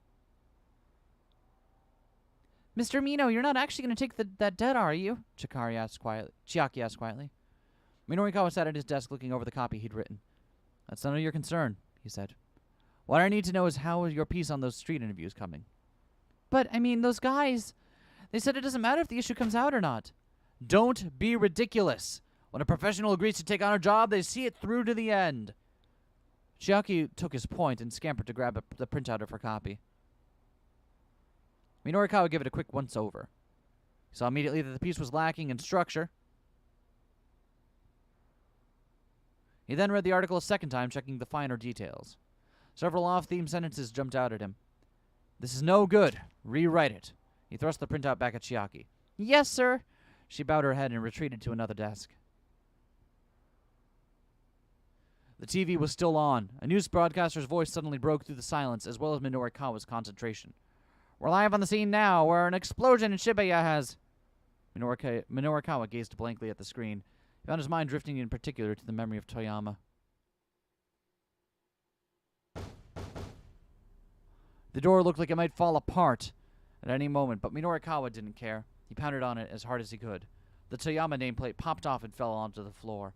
It's hard to believe this dilapidated apartment was the home of a newspaper editor who worked his way up from reporter. Hey, Toyama, get your ass out here! At the sound of Minorikawa's angry shouting, the other tenants on the floor poked their heads out of their rooms to stare. They paid them no heed, continuing to call out. Eventually, Toyama opened the door, dressed in his sweats and an undershirt. Quiet down, you moron, he snapped. Come on in. I hear you tendered your letter of resignation at the paper. Minorikawa sat cross-legged on the tatami-covered floor. Tell me why. Toyama quirked a lopsided grin. You want to know why I quit, huh? All right. Lean close. Minorikawa peered at him dubiously. How? Why? I don't want anyone overhearing this. Resigned, Minorikawa leaned forward and turned his right ear toward Toyama. The man's warm breath against his cheek was pretty unsettling. At first, he had trouble concentrating on Toyama's story, but when the older man got to the crux of the matter, he found himself listening with rapt attention. By the time Toyama finished, Minorikawa was unable to suppress his shock. You're starting your own publishing company. Not so loud, damn it! Toyama shushed him with a finger to the lips. He looked around warily as if there might be spies in his own apartment. Right, but a publishing company, Minorikawa said again, more quietly this time. What are you doing for your distributor account? All booksellers were required to use a wholesale distributor to circulate their publications. To do business with such a distributor, a publisher needed a specialized distributor account. They're not going to let a company with no track record open a new account with a distributor. I'm sure you must realize that. Toyama grinned, a proud gleam in his eyes. I know. That's why I bought one. You bought one? A ghost account, belonging to a publisher that went bankrupt. Distributor accounts could go for tens of millions of yen. There was no way Toyama could afford that on his severance pay alone. He must have taken out a loan in order to make a purchase. But the publishing industry was in a slump nowadays. People just weren't buying books much anymore. Starting up a new publishing company was a beyond risky endeavor. And I've already decided on a name for my company, Minorikawa. Toyama's face was positively beaming. Get this. Heaven Publishing. Heaven? That sounds fatalistic. It is that people who work for me will feel like they're in paradise. For all his fetching about keeping quiet, Toyama was now exclaiming pretty loudly himself. I mean, I can appreciate your willingness to take the risk, but surely your wife must have had objections, Minorikawa said. Toyama fell silent. He went and opened up the refrigerator. Minorikawa took a peek inside. Its shelves were mournfully sparse, holding little besides beer cans and drinking snacks. The missus left me. Took our daughter with her. Those scant few words painted the picture clearly enough. Toyama grabbed a can of beer and tossed it to his guest. But no more sob stories, he went on. He briskly cracked open his own can of beer. Weak foam bubbled out from the top. Cheers, Minorikawa, to Heaven Publishing's big debut. He'd cast everything aside and was striving for a new beginning. If the man braced himself for the challenge, it wasn't Minorikawa's place to tell him he was making a mistake. Even if it was an uphill battle, he had little chance of winning. Congrats, Mr. Toyama. Minorikawa pulled the tab on his beer can. Cheers! The two of them clacked their cans together.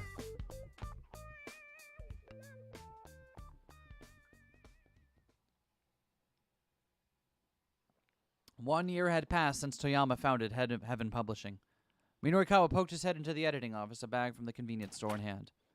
Hey, boss, how's business? How does it look like it's doing? Toyama sat amidst a veritable mountain of returned stock, his expression bleak. Returned stock. Bookstores do not purchase the books they sell, but rather take them on consignment. This allows them to return to the publisher any books that do not sell. Yeah, that's pretty much how it works. You can have different, you can sometimes have different arrangements with, like, smaller publishers or local people where the bookstore will just buy the books outright, but that's very rare.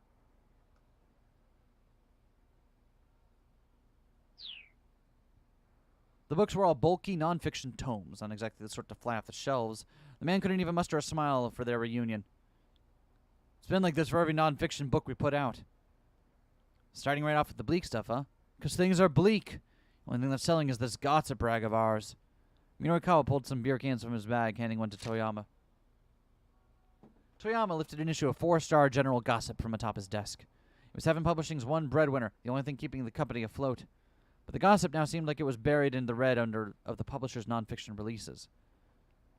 I really did have higher aspirations than this, Toyama sighed, gazing in disappointment at the piles of unsold books.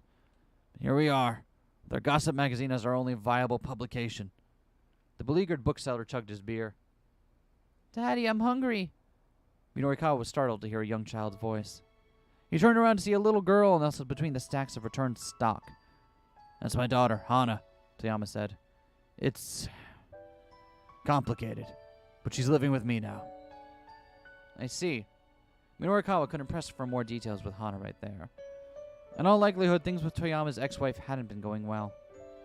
Go on, introduce yourself, Toyama said. This is one of Daddy's work friends. Hana turned to Minorikawa with a bright little grin. Hello, my name is Hana. I'm 6.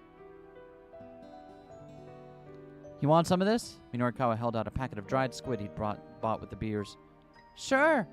Hana greedily stuffed her cheeks with the squid. Toyama flashed his sheepish grin. Do you like living with your daddy, Hana? Minorikawa asked, giving the girl's hair a gentle ruffle. Uh-huh, I do. My daddy's amazing. He runs a company. Toyama let out a tiny involuntary sob at his daughter's ready praise. I'll keep at it, Toyama said, looking into his daughter's smiling face. Hana is more important to me than any high aspirations I might have had. I'll keep shoveling out copies of the gossip. Please make sure she's always got something good to eat. Daddy, this really is tasty. Hana held up the pouch of dried squid. Tears welled in Toyama's eyes. Next time, I'll make sure she has some sashimi instead of something like this. Hey, what do you mean, something like this? Minorikawa grumbled. I am the one who bought it. Toyama and his daughter laughed together. It was a heartwarming sight, Minorikawa thought. A father and his girl getting along so well. Toyama might have been a hard-hitting journalist, but when he came home at the end of the day, he was just daddy. It was only natural for the man, as a father, to put his child above anything else. After gorging herself on snacks, Hana fell asleep on the sofa, looking well and truly satisfied. You know, Minorikawa, Hana's happiness means more to me than my lofty artistic ideals ever could. Toyama kept his voice low as he regarded his daughter's sleeping face. And from that day forward, Heaven Publishing had shifted its focus to scandal rags with 4-star general gossip as its pillar. Had that been for good or for ill?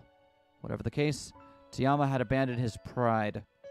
Minorikawa had watched him become more and more of a miserable wretch.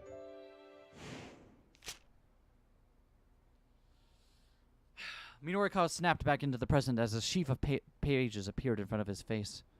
Here you go, Chiaki said, radiating anxiety. Right. Minorikawa gave her copy a close read-over, then thrust it back out to her. What did you even fix? He asked. Could you please tell me what parts are wrong? She mumbled, hanging her head. What are you talking about? It's just, well, we don't have a lot of time here, so I figure if I just fix the parts that need fixing. Chiaki trailed off into an indistinct mutter. Is that how you always go about fixing your copy? Yes? Then you're never going to get any better. If someone tells you it's no good, you rewrite the whole thing from scratch. But what if your opponents feel like they're in hell instead? Well, then they should just go work down the street at Satan and Milkshakes. Just making fiddly tweaks here and there is what an amateur does. Chiaki dipped her head even deeper, cringing at the reprimand. Minorikawa let out a tiny sigh. Look, when I just told you, that's what Toyama told me when I was first starting out. There were times when he'd have me do dozens of rewrites. At first I thought he was just pushing me around, but after rewriting things over and over, I realized something. There are a whole lot of ways you can write about the same thing, and that is what helped me hone my skills as a writer. Chiaki raised her head back up. Oh, wow, really? If you can get that, then stick with it. Ride your submission deadline as close as you have to in order to write the best piece you can. Okay, I can do it. I will do it. Finally, Chiaki's face brightened with a smile. That's the spirit. The woman might have talent, but she hadn't realized it yet. She needed to be able to stick to an assignment, even when things got tough. If she didn't have that kind of resolve, she'd never make it as a freelancer.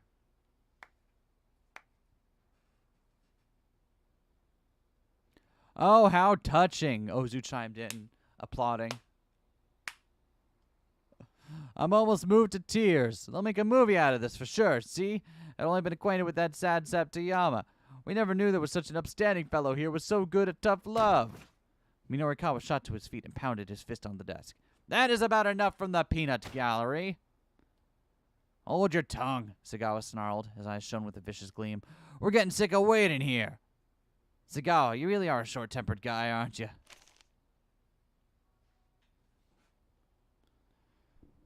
Ozu clucked disapprovingly at his underling and then slid a sheet of paper onto Minorikawa's desk. Nevertheless, afraid we do require a decision. Now, just stamp here, we'll be on our way. Chiaki stared down at the document. Is this a bond of recognizance? That's right. It's what you write when transferring a debt. Sagawa puffed himself up proudly. Minorikawa silently looked over the contract. If you don't have a stamp, we'll gladly accept the signature as well, Ozu pointed out. Face it, pal, Sagawa added. If you don't hurry up and sign, we're never going to stop going after Toyama's daughter. Minorikawa snatched up a pen. Mr. Mino, you can't do this. Think about what you're doing, Chiaki shouted. If you go through with this, you'll just wind up like Mr. Toyama. I won't. Yes, you will. Just who the hell do you think I am? I'm Minoru Minorikawa, goddammit. I'm going to land so many scoops it'll make your head spin. And I'm going to pay back this debt and rebuild Heaven Publishing. But why'd you take such a risk? Chiaki sobbed. Minorikawa lowered his voice. Because I owe him so much. I can't stand by and let these scumbags kill his daughter. Aha! Before Minorikawa could sign, Sagawa startled him with a sudden exclamation. Looking up, Minorikawa saw what the loan sharks had been seen. Little Hana standing by the door. Get her! On it, boss. Ozu and Sagawa rushed at the girl. Run! Minorikawa shouted. Hana bolted right back out the door, but Ozu managed to snatch her up as he reached the stairs. Let's be on our way, shall we? A vile grin came to Ozu's cruel face as he headed down the stairwell. Stop! Let her go! Minorikawa rushed after them, trying to grab the girl, but Sagawa drove a punch right into his face.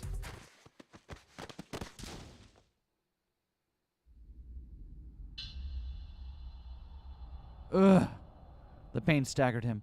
Nevertheless, he managed to press on. Get your hands off of that girl! Ooh, I love the camera angles here as well. Shut your damn mouth! Something hard slammed into his chest. His vision went dark. He felt himself slipping from consciousness. Just before he blacked out, he heard Hana's voice. I'm sorry, Uncle Minorikawa. Sorry? No.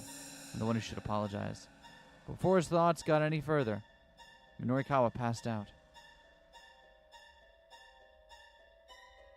Is that a okay, that's a bad end. How do we fix that?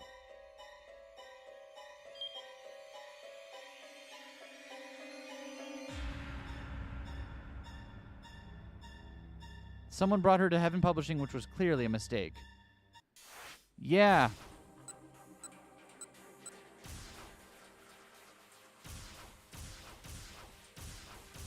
Who did she get a ride from? It wasn't Osawa.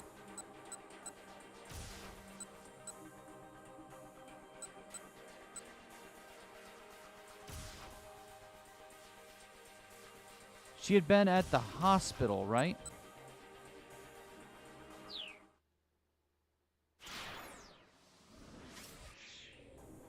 Hold on, let's go back to the time chart real quick.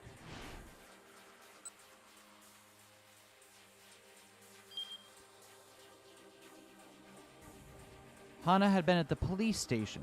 Okay.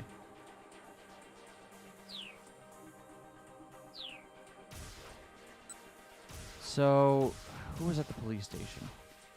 I guess Kano?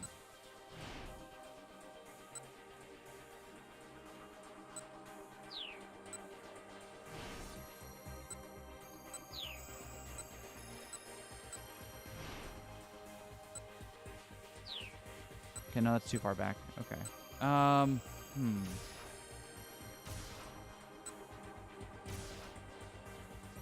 It's not Maria. She was on the roof the whole time. It's not Achi. Achi never went to the police station. It has to be Kano then. Okay.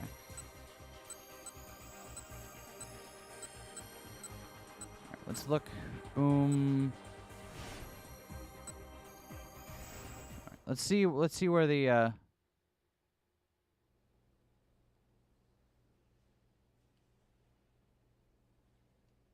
That's not it.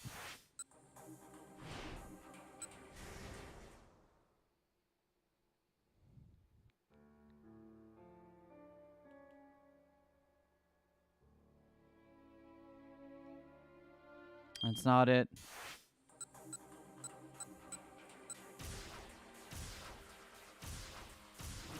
Huh.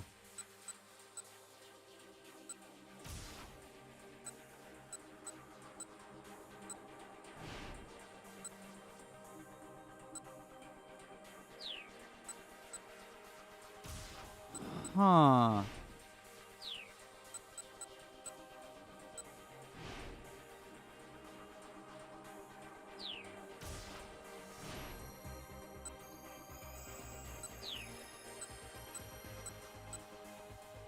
Where the hell is the break point here?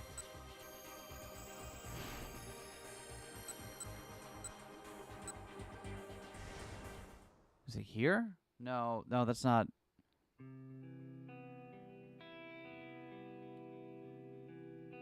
No, that's not it. Okay, hold on. I think this is the first time like I've been genuinely stumped with like where to go here. Like, okay, it has to be Kano. Kano is the only one that's at the police station. That has to be him somehow.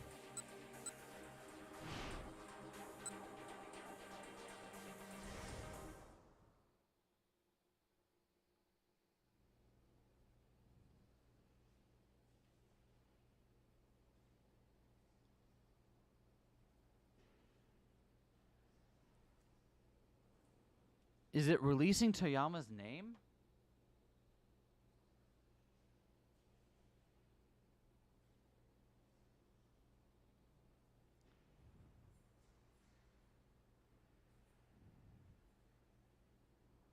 Is it releasing Toyama's name that he's dead? What if we hold back on releasing Toyama's name? No, this is Tanaka.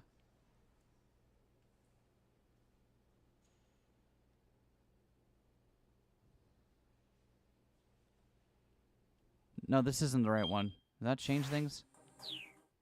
That changes things too much.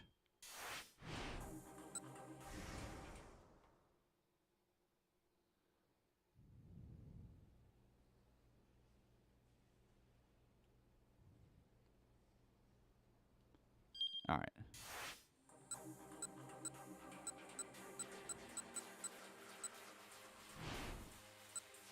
I need to do something. Let's try this.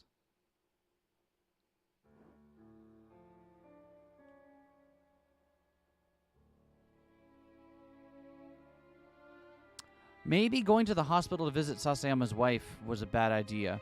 So what if we stay here? Because if we take either of those options, then we wind up going to the hospital, right?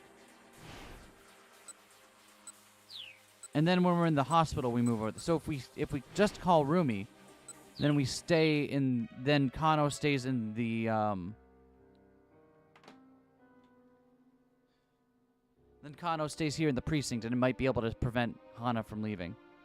Began to worry about Rumi and decided to give her a call. Let's try this. The phone rang several times before it went to voicemail. The fact that she hadn't picked up made Kano all the more anxious.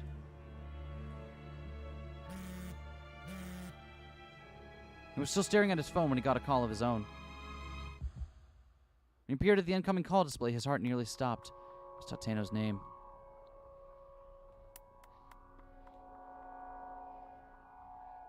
Okay, here we go. And then this part should be the same here. Detective Tateno, is that you? There's a whole mountain of things Kano wanted to ask. Just what had Tateno been doing this whole time? Why you let all Karawan go free? And what happened to Hitomi? But while he was trying to decide what question to pose first, Tateno spoke. Secured Mario Sawa. What? The word came out as a startled gasp. Detective Tateno, you have to bring her here ASAP. Right now, she's... Tateno cut him off. You need to bring Hitomi Osawa to my location at once. Hitomi Osawa? Yes. I heard over the wireless that the man from the U.S. Embassy had her in custody. Kano had been listening to the most recent wireless traffic. Apparently, Stanley had managed to find Hitomi. But what was Tateno getting at here? Wait, hold on. What for? I mean, why do you need to bring me Hitomi Osawa to you? There was no reply. Detective Tateno, answer me, please. Tateno replied as if he hadn't heard Kano's questions.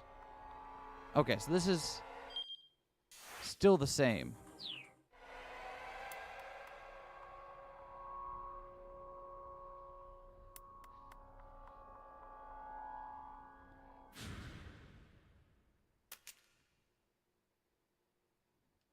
Sound off because I'm in the office, but I am just popping in to give you a like and say hi. Oh, hey, me, Madonna. Thank you for stopping by.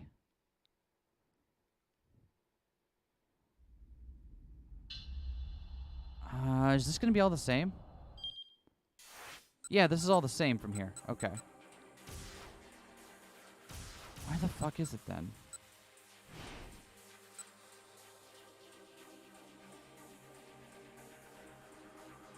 I hope your day's been good. It has been. Thank you so much.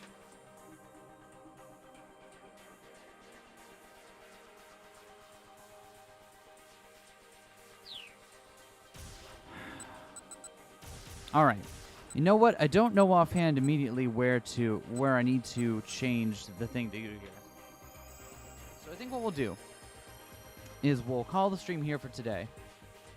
And I'll look up what we have to do, and the next time we'll come back and we'll do the final segment, and we'll finish this off, and then we'll do the final segment thing.